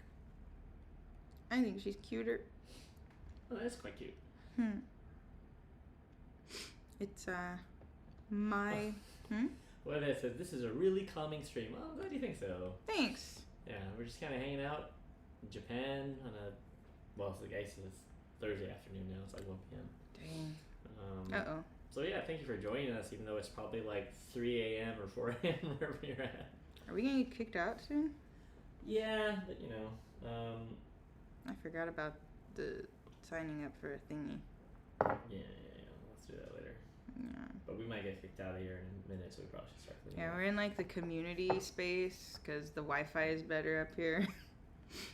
Next week we might do 6 a.m. Jesus. All right. Well. Whoa, my gosh. Yeah. You're definitely a new graduate looking for a job. Mhm. I know that. I've been there. I know that life. Been there, done that. Well, I said no. I got your email by the way, bud. So yeah, I'm definitely gonna. I'll take a look at your stuff and give you some of my some feedback and see if there's whatever if we see some work to throw your way that we can't handle, throw your way. Yeah, no promises, but I definitely may need an editor at some point to do something. So. Yeah, exactly.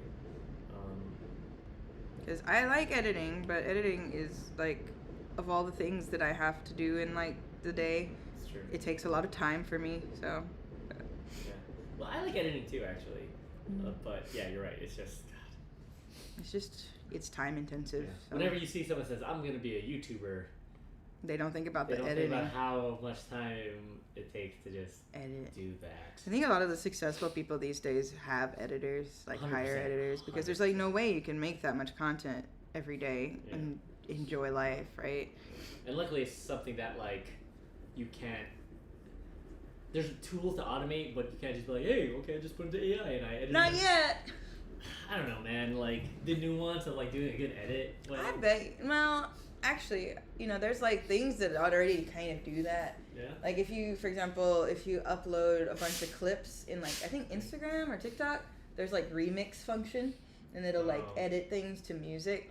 Sure. I guess if you're doing something that's not considered. Yeah. If it's just like a bunch of images, then yeah, sure, those exist already. But if you're trying to make something that's pointed and consistent and cohesive, but I give them time. Somebody's gonna figure it out, and then they'll put more people out of jobs without ever asking if they should do it. Thermal's recommendation is Ethernet cabling if possible, and not an ISP provided router combo. Yeah, wireless is kind of infrastructure in Japan though. To have copper cabling, yeah, like almost everywhere is just like Wi-Fi. Yeah, a thing worth. We have a router, so in theory we could try hardwiring it in our apartment, but the lighting is also nicer up here too. Well, I don't know. Still have to do that thing. Hmm? Oh no, I was just wondering whether or not there was I had a Ethernet cable adapter For what? for your computer for internet. Oh yeah, that's the thing. We have these like goofy little MacBooks, and they do not have that. Yeah. Yeah, there could be grounding. So thermalizing, are there grounding issues for buildings in Japan? Yeah, so they don't have like the ground plug, but the voltage is also lower here. Yeah. So you do have to use adapters, and if something is kind of powerful, you have to like know your way around connecting the ground to take off the cover and grounding it. Most people don't know their way around that kind of thing. Like I work with I play guitar and stuff, so I'm aware of it, but I'm also not like super confident with that stuff. But yeah, there can be ground issues, but the voltage is lower too, so I don't know. Still gotta be careful. I was just kind of sad because I went from having like I had Google Fiber. Do you remember when that was a thing? Yeah. I was one of the first houses in America to have Google Fiber. In Maryland? Nope, in Kansas City. Do they still have Google Fiber? Yeah. They just do it? Kansas City, well, the infrastructure's still there. I don't know if the company's still doing it, but it's still there. But Kansas City was the first Google Fiber hood. Yeah. It's really disappointing that Google did what Google did. Yeah. Yeah. Just Google in general is really disappointing. That's when I was like, oh god, this is the future. Yeah, Google, they're gonna be great. They're gonna be like not evil and like awesome, and then they did exactly what every other big company does eventually. Yeah, so. It's them shareholders, man. Gotta do what's right for the shareholders. A VTuber friend is super paranoid streaming when it storms. Yeah, I get that because it could fry your whole system. Yeah. I've had I've done some music editing, and I once had a shortage during a recording and like bleeped out, and like you could see the waveform of the bleep out on my editing software, audio editing software. I guess when possible, try to run through a surge protector and stuff. That helps a little bit. But yeah, you're right. Electricity can be stuff like that can be tricky, especially if your VTuber friend has like a complex rig or something. Then I can see that being an issue. The stream goes down, all of a sudden they see the real face. And that would be sad. I'm sure it's more nuanced than that. I really wanted to get into VTubing for a little bit, but it requires a lot more technical skill than I have the time to learn. Yeah, you can figure it out, but. Well, I mean, like modeling the character and stuff. Because I can't just be happy with like a standard rig or like the ones that you can build with that little maker that I was making. Oh, right. Especially because like my hair for my character is like not straight. It's like really hard to model. Right. And I thought, I just don't have time for it. I had like a whole project in mind. I even did like It's still not off the table. Yeah. Kisame. The original Kisame project. Alright, we'll that's another secret project that we'll have to do eventually. Never. Never? You think so? No. How dare you? I don't believe anymore. The steam is gone. Well, I still believe. Maybe. Alright. Look at that. We come a long way from here to there. It's a very different girl.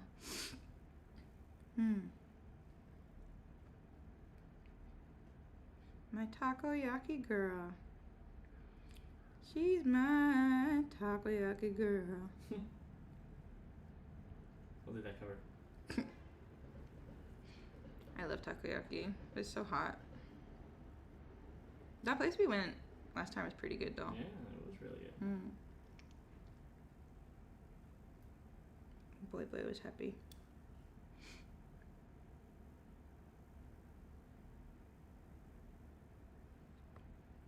All right. Look at that. I think it's an improvement from the original. What do you guys think? I know people will always be like, I like the original. That's fine, but I don't know. I feel... I like this cute taco she's holding. It's quite cute. It feels improved to me. Yeah, it feels like your current era.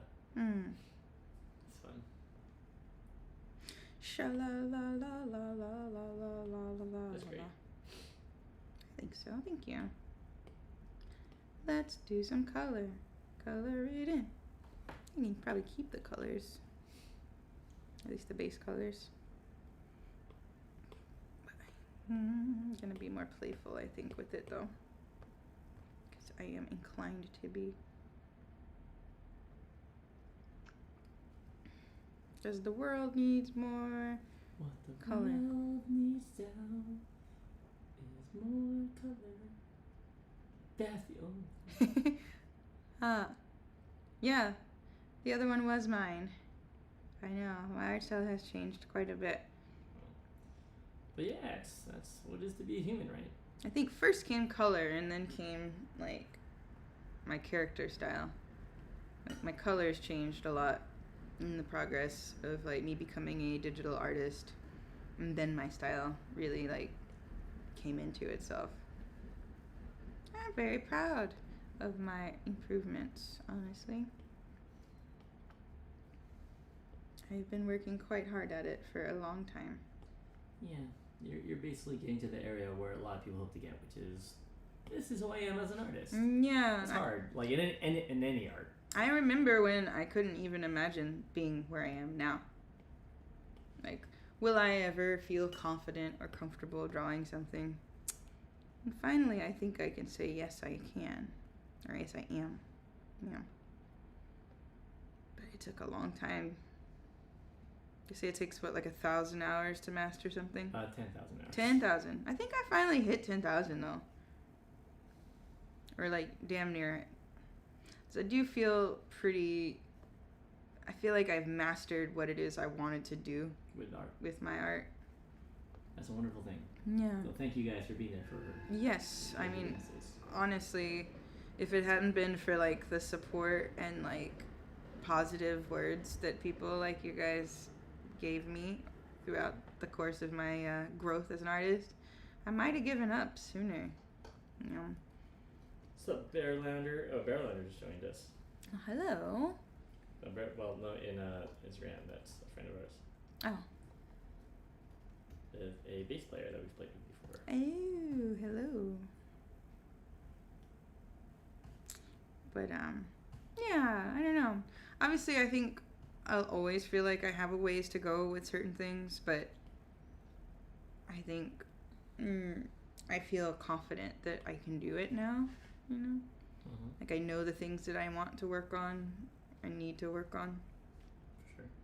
I don't feel scared about that anymore. I feel like I can do it.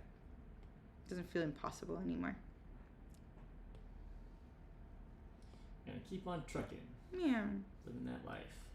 In a post-generative AI landscape.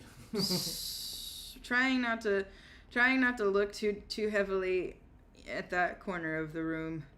Yeah. Just it's there in my peripheral vision, but trying not to let that get me down too much. For sure. Because obviously I'm going to have to compete with robots for the foreseeable future. But if I can just keep making my art good, then maybe it won't be an issue. Because ultimately it's still about taste, right? Yeah. Thermal says they ran across you, I think, from Mars Girls Twitter a while back. Oh, Me long ago. from the TWTG days, and got hooked by the color and haven't looked back. Yeah. Yeah, it's about, and Chrissy has a very great sensibility about color and color choices. Thanks. A lot of AI art I see is sometimes just like a mess, right, of color or whatever, even if it's trying to be colorful. But yours is considered. Less is more a lot of times. I think working with a simple color palette is challenging in a way that makes for, like, I don't know, I think good work. Mm-hmm. And Mert also recommends you join that website for the first time. So you both know Chris from those days. Oh wow, that's so funny to me. Thank you guys so much for, like, still caring about what I do. Yeah. I feel like you guys are, like, the ones who still pay attention to me. It's cool. Yeah, pay attention to. Yeah. But, like, a lot of people aren't that engaged anymore. I think the landscape of Instagram has changed a bunch. You're also not doing as much stuff yet on, like, TikTok or whatever, That's which true. is like the main, like, present engagement for a lot of people, I feel. I hate TikTok. Even when I try to do TikTok, I just feel Oh, do you have the yellow shirt, Thermo? Oh yeah. Yeah, that's a good one. I got one of those. I'm a late adopter, but I'm a fan.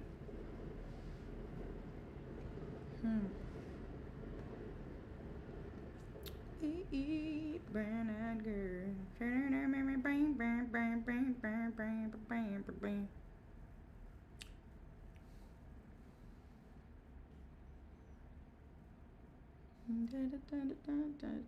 Yeah, Instagram is like a weird place for live to happen.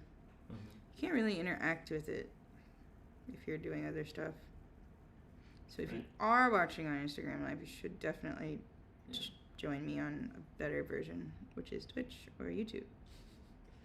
Webhead says she thinks that you're so cool that you're the smartest person from Kickasia by not being in it.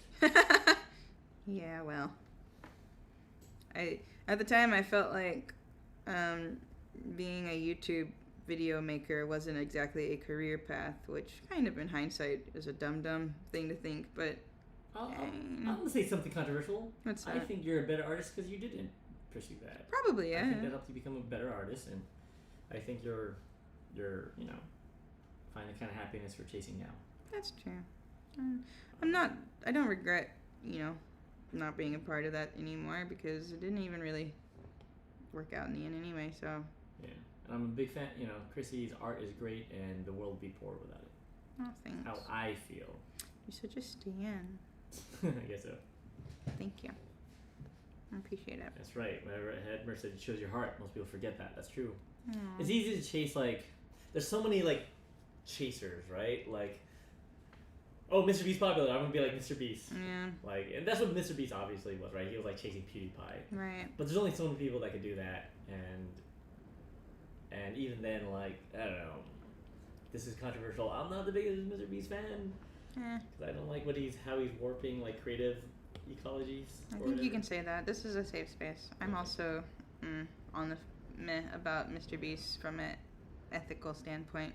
Yeah. If I had much as money as him, I feel if we had as much money as Mr. Beast's channel, I think we'd come up with stuff better than let's shred 4 Lamborghinis.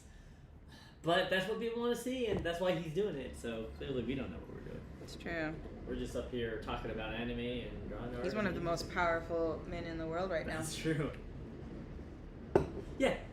When you're talking about the beast and signs of the end of the times, I don't know why Christians haven't jumped on that yet. Honestly, it's a missed opportunity, isn't it? His name is Mr. Beast.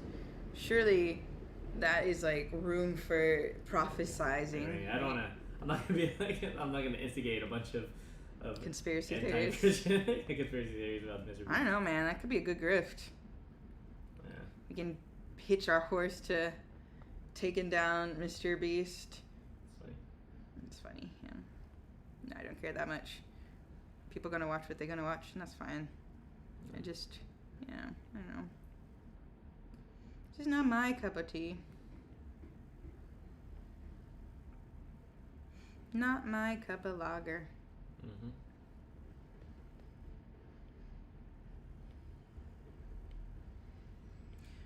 Oh. Let's go. Getting stuff done. Yeah. Ooh. Yeah. Getting stuff done. Sure. Drawing fishes in the sea. Looking cool to me. Making cute octopi. Look at that cute guy. Look at him. He's so cute. Look at us doing the thing. Yeah, whoever said that they don't watch YouTube that much either these days, maybe 5 to 10 creators they like. Yeah. Oh, thanks for joining us here. Thank you for choosing to spend some of your day or night or both, I guess. Yeah. Over here. You get some sleep, Mert. I'm worried about your health. No, don't leave. Yeah, don't leave. Yeah. We're almost into it. Yeah. So cute. I like it when I sometimes I like my work and I get chuffed about it. I'm like, oh, so cute. Look at that. So cute. That's what it's about, right? Being that kind of creator. I just want to make stuff that I really like and that other people can resonate with. That's what I want to do. You don't need it.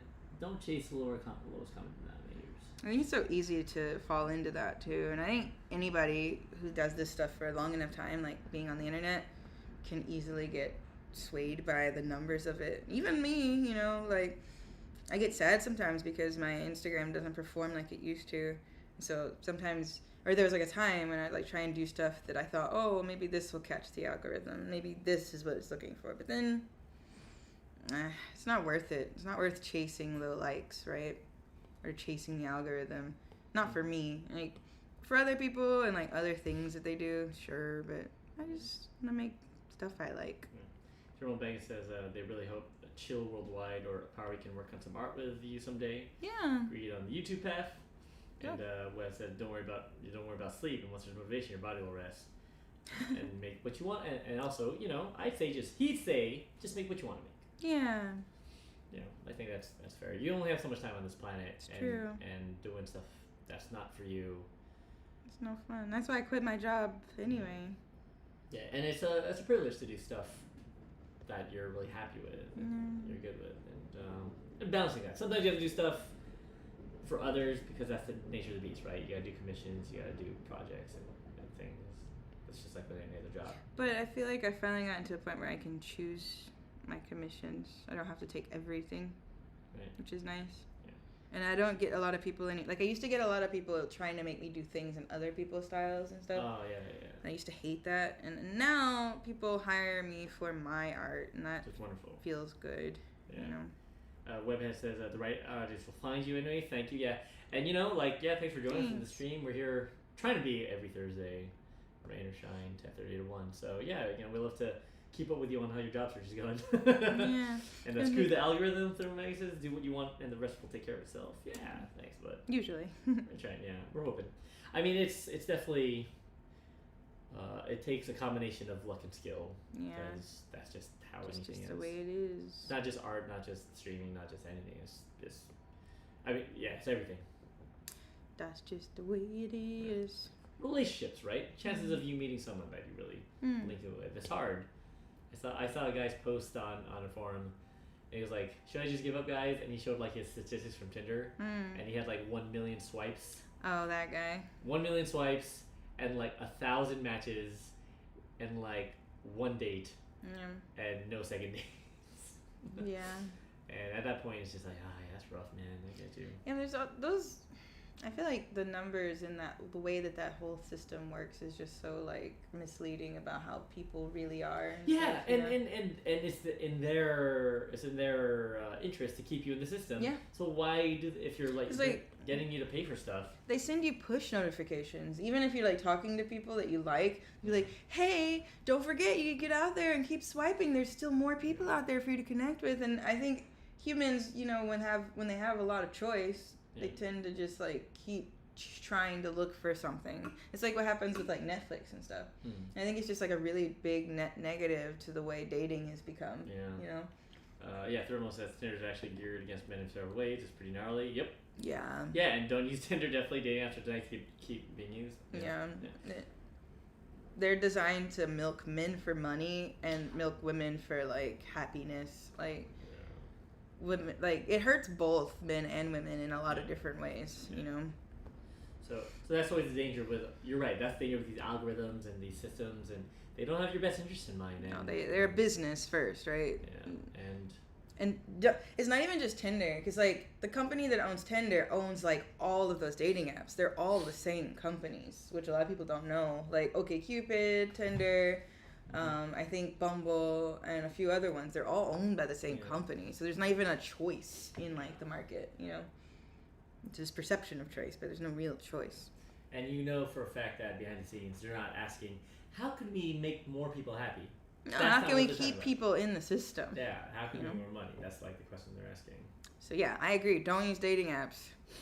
Yeah. Try different apps. So if you're try different app, or maybe a digital forum where you can talk to different people, new people. Yeah, digital forums could be better. OkCupid used to be all right. I met people like normal people with OkCupid before, for sure. But yeah, it's all become commodity, you know. Yeah, definitely best for going outside, meeting people. Yeah, meeting people through activities, volunteering is definitely Probably one of the best way to meet people.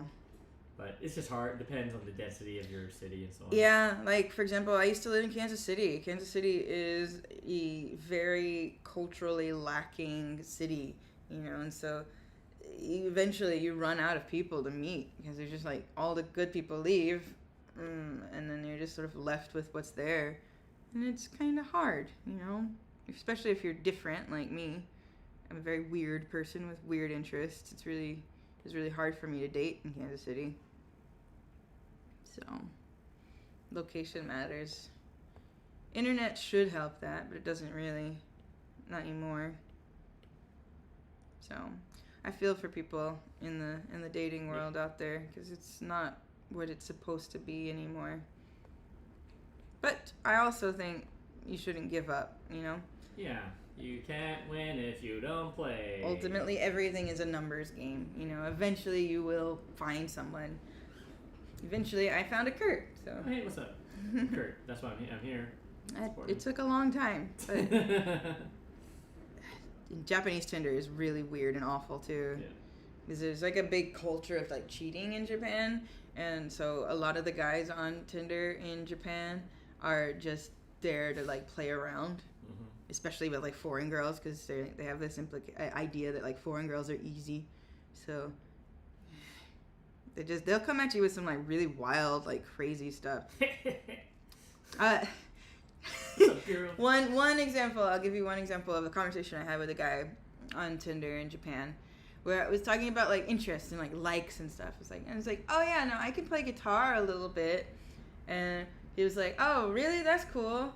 Can you play my dick like a guitar? It's like, bro. Why would you think that's okay to say to somebody? What's wrong with you? Especially someone you've never met before or had a conversation with. Just dumb. I hate dating apps so much. But so good luck. Be out there. Meet people in real life. I think that's good advice. Don't give up. About anything, really. Don't give up on anything. If it's something that really matters to you, you just gotta keep pushing. Even if it feels like, you're not getting anywhere, every little bit of effort you put into something is a step in the right direction. He says, wait, why do I remember that story? I think because she posted on Twitter. Yeah, I might have done, because it was like really shocking for me. Yeah, that might have been from Twitter, so I'm not worried about where a dating leads me for Thermo. A lot of my matches are some weird boss, marketing job, travelers, family women. They're all extra perfect, no one with a remotely odd interest. And it never used to be that way. It's so weird. These are actual real people. But yeah, I'm not going to worry about it. Yeah. That's all you can do. Just, don't let it become, like, what defines you. Yeah. Like, other people. Yeah, don't let other people define you, I guess. I think that's what's sad about the whole, like, quote-unquote, like, incel culture. They let this, like, unfortunate circumstance define them as people, And there's so much more to life than just, like, getting a good partner, And obviously everybody wants to find somebody, and that's important too, but like everybody needs somebody sometimes.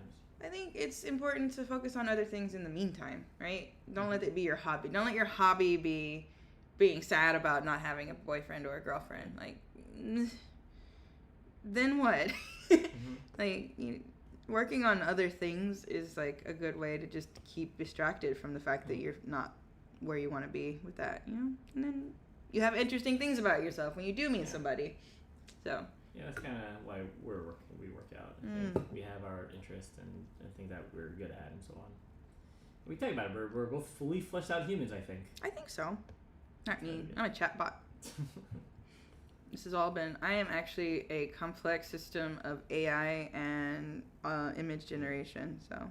Yeah. There's so Web Hammer says you identify as incel, but you got happy once you did it. And yeah, I mean, when I was younger and before like I learned how to like have relationships, I remember sort of buying into some of that, like male. What was that thing? The ladder theory? Yeah, like so back in the early days of the internet, it was called ladder theory. This was like an early version of like whatever they call it, red pilling and men's rights stuff. And it's really easy to fall into that stuff if you don't have a lot of like. If you feel like you're unsuccessful. So I sympathize with it. It doesn't make it right, and it's better once you get it out of it. You're right. You're much happier once you don't think like that anymore. Yeah. It's just not useful, right? Yeah. Thermal says, if you're a nerd, help support the convention by volunteering. Oh, yeah, that's That's a a great way to make People people. appreciate that and tend to hang out with you at cons. At least that's how I built the network of friends, yeah. Yeah, I used to, I made a lot of friends through the anime convention scene. I used to be in a band that played anime conventions back in the early-ish 2000s. And, yeah, that was fun, yeah. You can meet a lot of good people that way. Yeah, you just gotta find your tribe. Yeah. And, and Weber had mentioned, glad to hear we're doing great. Yeah, I think we're doing pretty well. Yeah. You know, but in anything, there's good and bad days. But Ouch. you're just trying to make. No, I mean, just by being human, things happen. Yeah, I'm just kidding. No, life is life, but But it's about making good days. Mm. Like you feel good now, right, Chrissy? You're Yeah. Yeah, right. Yeah, I woke up in a kind of cruddy feel, Down today. but I'm feeling better now. It helps talking. Wedmer says that he loves your color use and remove the drawing and the color alone will make it recognizably yours. Yeah, that's a good point. Thank you. I think I've worked really hard to try and build that for myself, so I really appreciate you saying that. Like, I try to keep a certain color palette consistent. Like, I have just a few colors that I'll only ever use. They're like my colors, and I think that helps a lot with like keeping it looking like mine. Yeah.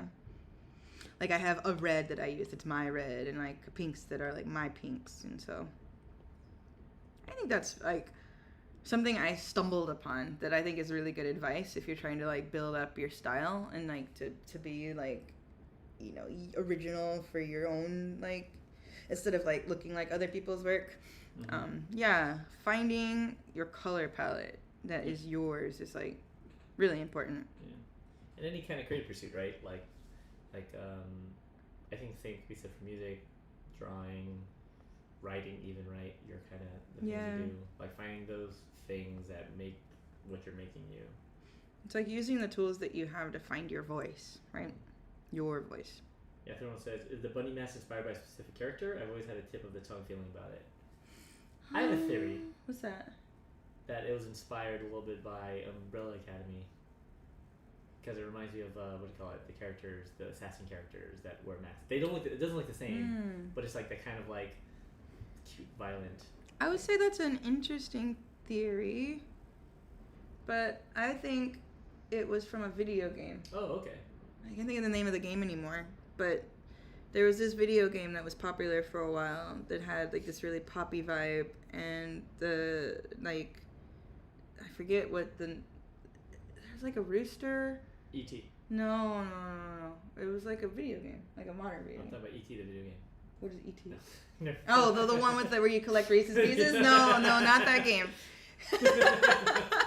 No, I can't think of what it's called, but I remember seeing like Panda Bear like mask or stuff like that, and I really like this like juxtaposition of like manic and like whimsy in it. I can't remember what it was called. Somebody will know. I think that really inspired me. Making some good progress on our music project too, guys, for our gig. Fun. Is it Hotline Miami? Is it Hotline Miami? Hotline Miami, yeah. I think that might be it. I think so. I can't really remember. I know that that's a thing, and I can't really remember if that's exactly what I'm thinking of. But you know Hotline Miami. Yeah. It's wacky. Doesn't it have like animal face people? I thought it was like no, I don't remember animal face things. Somebody I can't remember. I'm old. I forget things.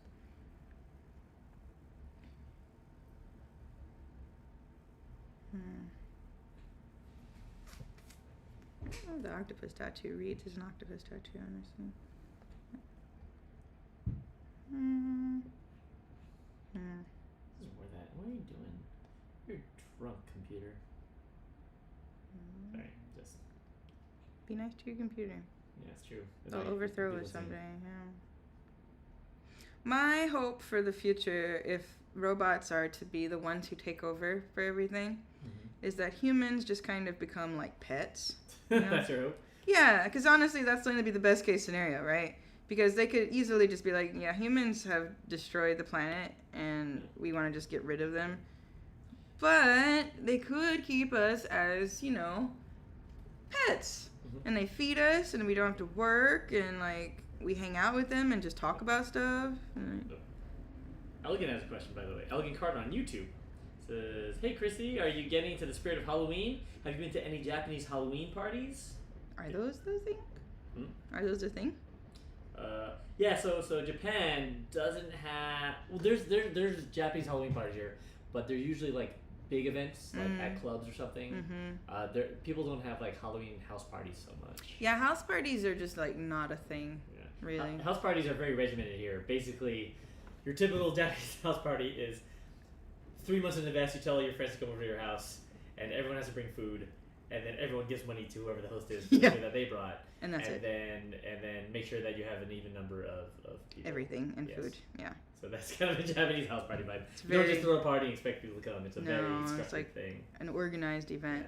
Yeah, Thermal's saying that on the point of the mask, that Hotline was a top-down shooter. Yeah, but I remember the concept art being... Okay. I don't remember. I can't remember. But there's a game that inspired me, and it wasn't Umbrella Academy related. Okay. And being pets with some freedom would be nice. Yeah, that could be... Yeah, you'd be kept in cages. Yeah. And be fed. And... I mean, look, dogs live pretty awesome lives if they're in, like, a good family, I mean, in a lot of ways, don't you think we're pets already? Kind of. Except we have to work for our own food. Nah, if robots gave us, like, food and, like, exercise and, like, regimented us and stuff, whatever. As long as I'm happy and healthy and I can do what I want to do, it's fine. I don't know, you'd be happy with that. Sure. I mean, that's basically the thesis of, like, Brave New World, right? Like, yeah. Is that moral, and can you be happy in that kind of world? Well, is a dog happy? Yeah, but they're built differently from us. Are they? We don't know that. I think we do. No. We think we know we do. I mean, I think, like you see, now we're going to get into it. I feel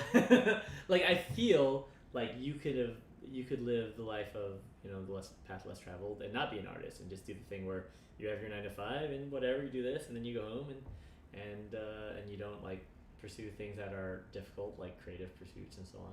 Yeah, but this is different. I I want to be adopted by a robot for the things that I do. Okay, so you want basically a like a patron. So a robot patron. Yeah. All right. Well, it sounds like a short story. My robot patron. My robot patron. That's gonna be my new light novel / isekai story. And then you fall in love with it. Of course, that's it's a given for any robot related sci-fi anime story. I think that's pretty much there. Yeah. I'm gonna do a little polish work, but I think we got it. See, that's fun. I like recoloring. That was fun. Or redrawing. Good idea. It's good for me. It's healthy. I can see my progress. Let's see.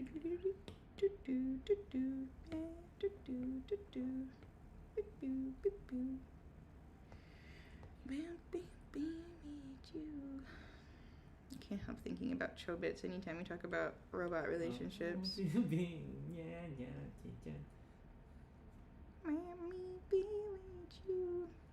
Man, Clamp does some weird stuff.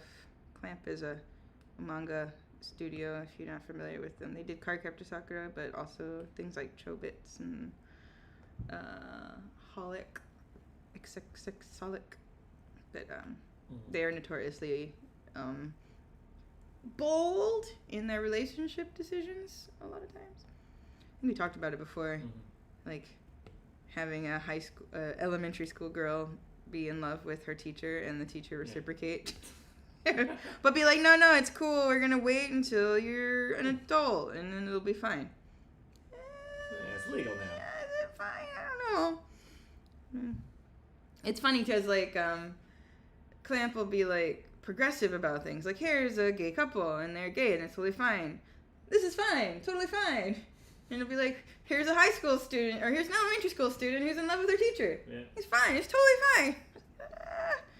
No, you aren't the same. Hold on. Here's some comments. Sorry, I was running my music too. But let's see here. See my Conquer's Bedford Day to start. Good point. Hotline wouldn't think top-down shooter being pested on the free. But yes, those links. So here's a link, thermal sent from Reddit. So my girlfriend is a Hotline Miami fan. Did Starboard. Oh, there it is. Yeah. Do you see it here? Yeah. Yeah. I think that might be where the like seeds of it came from. Oh, and Webmer said they're gonna take shut down their human operating system. Someone's writing. Thanks for the great vibes. See you soon. Yeah, thanks. Definitely. Please, send us some recs for the Netherlands if we're over there, and let me know about your. Man. Yeah, if you're willing to stay up late again, you know. Tell me about your Baumkuchen quest next time if you get a chance. Thank you for stopping by. Yeah. Clamp is better. Yeah, Thermo also says Clamp is baller and the women crush it. Yeah. And that could be a Japan thing. Back to the high school conversation. Yeah, definitely. There's definitely this weird thing where. Yeah, there's these weird random gender divides that women are gonna be artists or whatever, bilingual, and men have to be salarymen, be engineers and stuff. And obviously, it's not like that across the board because there's deviations, but just so you're like in the average. It's a weird thing here. A lot of ladies want to be just flight attendants. That's all. A lot of ladies learn English so they can be flight attendants, and that's their only goal. That's their dream. Yeah, because they want to wear the cute uniform. Which I get it. The uniforms are pretty cute, but it's funny. You're like, you could do other things with English, you know. Agreed. Well, good news is I think we're about there. Is that good news? That means it's the end of the stream. Good news for me because I'm hungry. Yeah, I'm pretty hungry too. But also good news because it was fun and I enjoyed myself and I got to talk with a lot of new people that I don't usually get to talk with. And some familiar faces. And some familiar faces who I like to talk to at least once a week. So, what do you think? Oh, I need to put bubbles in there, don't I? Let me do that real quick. Put some bubbles in. Okay. Gotta put them bubbles in. Can't be underwater without bubbles. Unless you are a live action Little Mermaid. Look at this stuff. Isn't it neat? You know, for all the crap that movie endured, I still think it was way better than live action Aladdin. Yeah. Yeah. I thought it was at least consistent to the original story. It added a few things that were fine, I guess, if you have to add some stuff. The ending was like, whatever. I don't know. They had to make her more strong, but whatever. I don't really care. Because I think in the end, Eric saves her in the movie. And this one, Ariel saves everybody. Which is whatever. Who cares? It's not that big a difference. But I thought it was fine. I thought they should have cast a drag queen for Ursula, though. Would have been cooler. Since she was inspired by a drag queen. You know. She was. Yeah, I know. Divine, right? Yeah. Would have been way cooler to have had an actual drag queen do it. But whatever. Oops, that's not a rectangle. Yeah, it came out pretty well, I would say. Good job. Good job, Chrissy. Thank you. Personally, I threw them only like the Maleficent movie. That was the only time these live actions were good. Yeah, I haven't seen Maleficent yet. I'm trying to think. There's I found Beauty and the Beast to be like okay. I think Emma Watson is a terrible singer and an okay actress, but. Yeah. Asia the Bird said hi, by the way, on Instagram. Oh. Weather. Hey, Chrissy, how you been? How's the afternoon on your side? Close to the weekend. Illustration looks good. Yeah, thank you. Yeah, we're getting close to the weekend. It's been a busy week, though. Yeah, I feel like I've been in weekend mode. Getting stuff done, but still. Get in there. You know, I want to learn how to get better at drawing bubbles. Because, you know, bubbles have colors in them that aren't just, you know, clear. They're iridescent and stuff. But I find iridescence, like, hard to do. But I'm going to try really quick. See what I can do. I don't know. Which of the live action ones have you enjoyed so far, Kurt? If any. Most of them just feel unnecessary. I like ultimately. parts of different ones. Yeah, they feel unnecessary. There's parts of different ones that I like. I like Beauty and the Beast's like original stuff quite a bit. Yeah, I like some of the performances, like Ewan McGregor's performance. I like the Beast performance even though he looked wonky. Yeah. Also, yeah, his like, fur's so bad. They should have had some of the what did we watch? Paddington crew work on the Beast fur. Dude, it's a shame how much better Paddington looks. Yeah. Thurl says they get to work overnight for the next week. Yay! And maybe white layered gleam separation with some smudging. Yeah. Yeah, for the bubbles. Yeah. Fun suggestion. Yeah. What else? Aladdin was bad. Does Enchanted count? Nah, because Enchanted is original. I hear Cinderella was good. Yeah. I haven't seen that one either. But you're right, they just do kind of feel unnecessary. And the songs are weaker than the originals. Like, they're that new song, the new Aladdin, that's just like, just not as get out of here. And part of that is because of the, one of the key, Alan Menken's writing partner, Howard Asher, he passed away in the 90s, but he was really essential for identifying what made those stories work and what made the lyrics work. Right, he was like the pioneer of like the I want. Like, yeah, exactly. Right. Yeah, precisely. And making, because he was a gay man in Hollywood when he could be, like, it was still not I mean, obviously there's a lot of gay men in theater or whatever, but it still was not like a open famous, and like accepted. Exactly. So yeah, I think not having a guy like Howard Asher to sort of give those songs heart. Yeah, they feel a little more hollow and poppy. Yeah. Like in Aladdin, for example, they give Jasmine the "I Want" song of hers, right? So, whatever that new song was. But the problem is, A Whole New World is her. Song, yeah. Right? It's about being exposed to a new world and going beyond the palace doors. And they like shoehorned this whole plot about her wanting to be sultan. Which is fine, but it's just fine, but it's like not what her character was. Like, she just wanted to travel, right? That was what she wanted, to like be outside of the castle and like travel. Yeah. That's like her motivation. Yeah. If anything, like, her motivation should have been, I don't even want to be sultan, I want to look at the world more with Aladdin or something, right? I think that would make more sense to me. Yeah. Like, why would she want to be stuck in one place? Right. When she has the ability to go anywhere. To me, that's real freedom. Yeah. Why would she even want to be a princess, really? Yeah. Or a sultan, right? Why? Yeah, I think that would have been a stronger case in line with the original Jasmine's intent, which is she felt like a caged bird. She would want to be free. Yeah, the caged bird doesn't want to own the cage. Right. Yeah, that's not the point of the caged bird. Like, oh no, this cage would be so much better if it was my cage. Yeah. It's like, well, yeah, it just misses the point. I would agree with that. I feel like that. Yeah. Not to mention that part of the original Aladdin thing too is and the new Aladdin is Jafar's character is about the fallacy of like coveting power, right? That's the whole thing too, is the fallacy of coveting power. By making Jasmine someone who covets power, you take away the heart of I would agree. Yeah, Jafar in the animation has a little birdcage. Yeah, exactly. Yeah. He puts Jasmine in a cage. Yeah. And so on. Yeah. So the people that made the new one, they just I feel like there's subtext and symbology there that they miss out on. Yeah. And of course, this is just my off-the-cuff analysis of a movie I didn't like. So whatever. I'm not. But you really liked the original, so I feel like you have like license to talk about it. Sure, I like the original, and I don't know. I write stories and stuff. Yeah. I think I can, whatever. Your opinion's valid. Sure. I hope other people see that. And also, like, Will Smith sucks. I'm trying to think. Here's the problem. Will Smith could have made a great Jafar. Right? The Jafar they had in the movies was like terrible.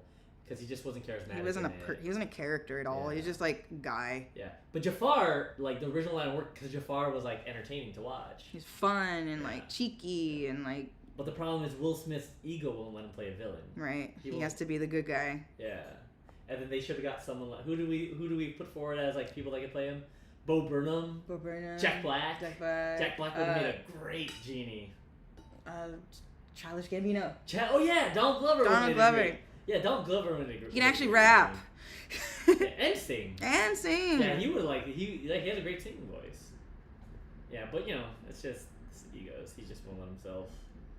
That's what makes Will Smith not a good actor. That he doesn't have that flexibility to just to play, become a different role that demands. Takes himself too seriously. Yeah. So anyway, if you see this Will Smith. Yeah. Will Smith, I know you're out there watching. If you see this, you should really learn how to broaden your horizons. I mean, I guess he arguably played a villain in Suicide Squad, but even then he's still like a good guy, right? Yeah, an anti-hero. Doing it for my kids. Yeah. Weak. So anyway, if you're watching, let us before you ruin another live something. I think they're already gonna do that with Snow White. They're talking about drastically changing Snow White's story too. Yeah. I don't know. They just are cash grabs at the end of the day. Alright, so here's the thing. I think I'm ready to put my signature on this. D-I-G-G-S. Diggs. I don't like that one. Do it again. I always do this more than once. I feel like signatures are supposed to be quick or whatever, but I'm actually quite specific about how I write my name when I write my signature.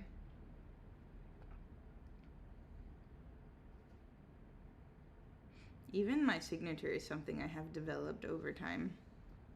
Funny. Yeah. I want it to look like my signature. Hey, the bubbles. I think they look alright.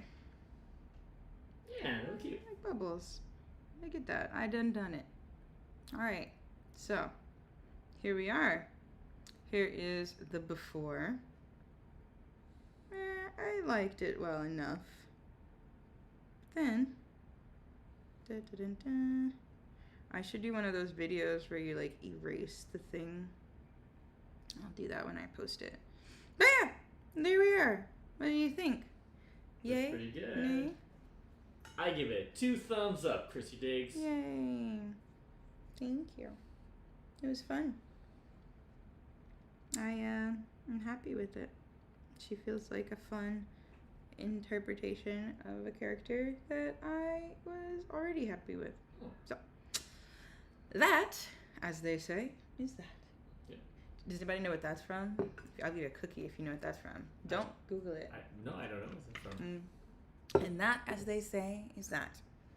So, it's a pretty nerdy reference, but I think we're good. We're Gucci.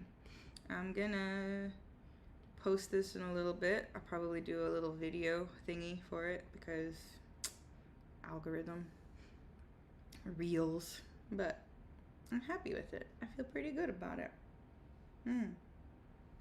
So, that is it for today. I thank you everybody for stopping by. Thank you for chatting. I can't see you. Yeah, sorry. I'm right here. There we go. Okay. Just talking. And I hope everybody has a awesome weekend. Oh, I guess you could see. I was in delay. There you go. Yeah, thanks for joining. Hopefully next Thursday if we don't end up going somewhere random. Yeah, you never know. We've been out in the wind recently, but hopefully we'll be back next time. Bye, B. Bye, B. Mata ne. Kyotsukete. Other things. Ganbatte.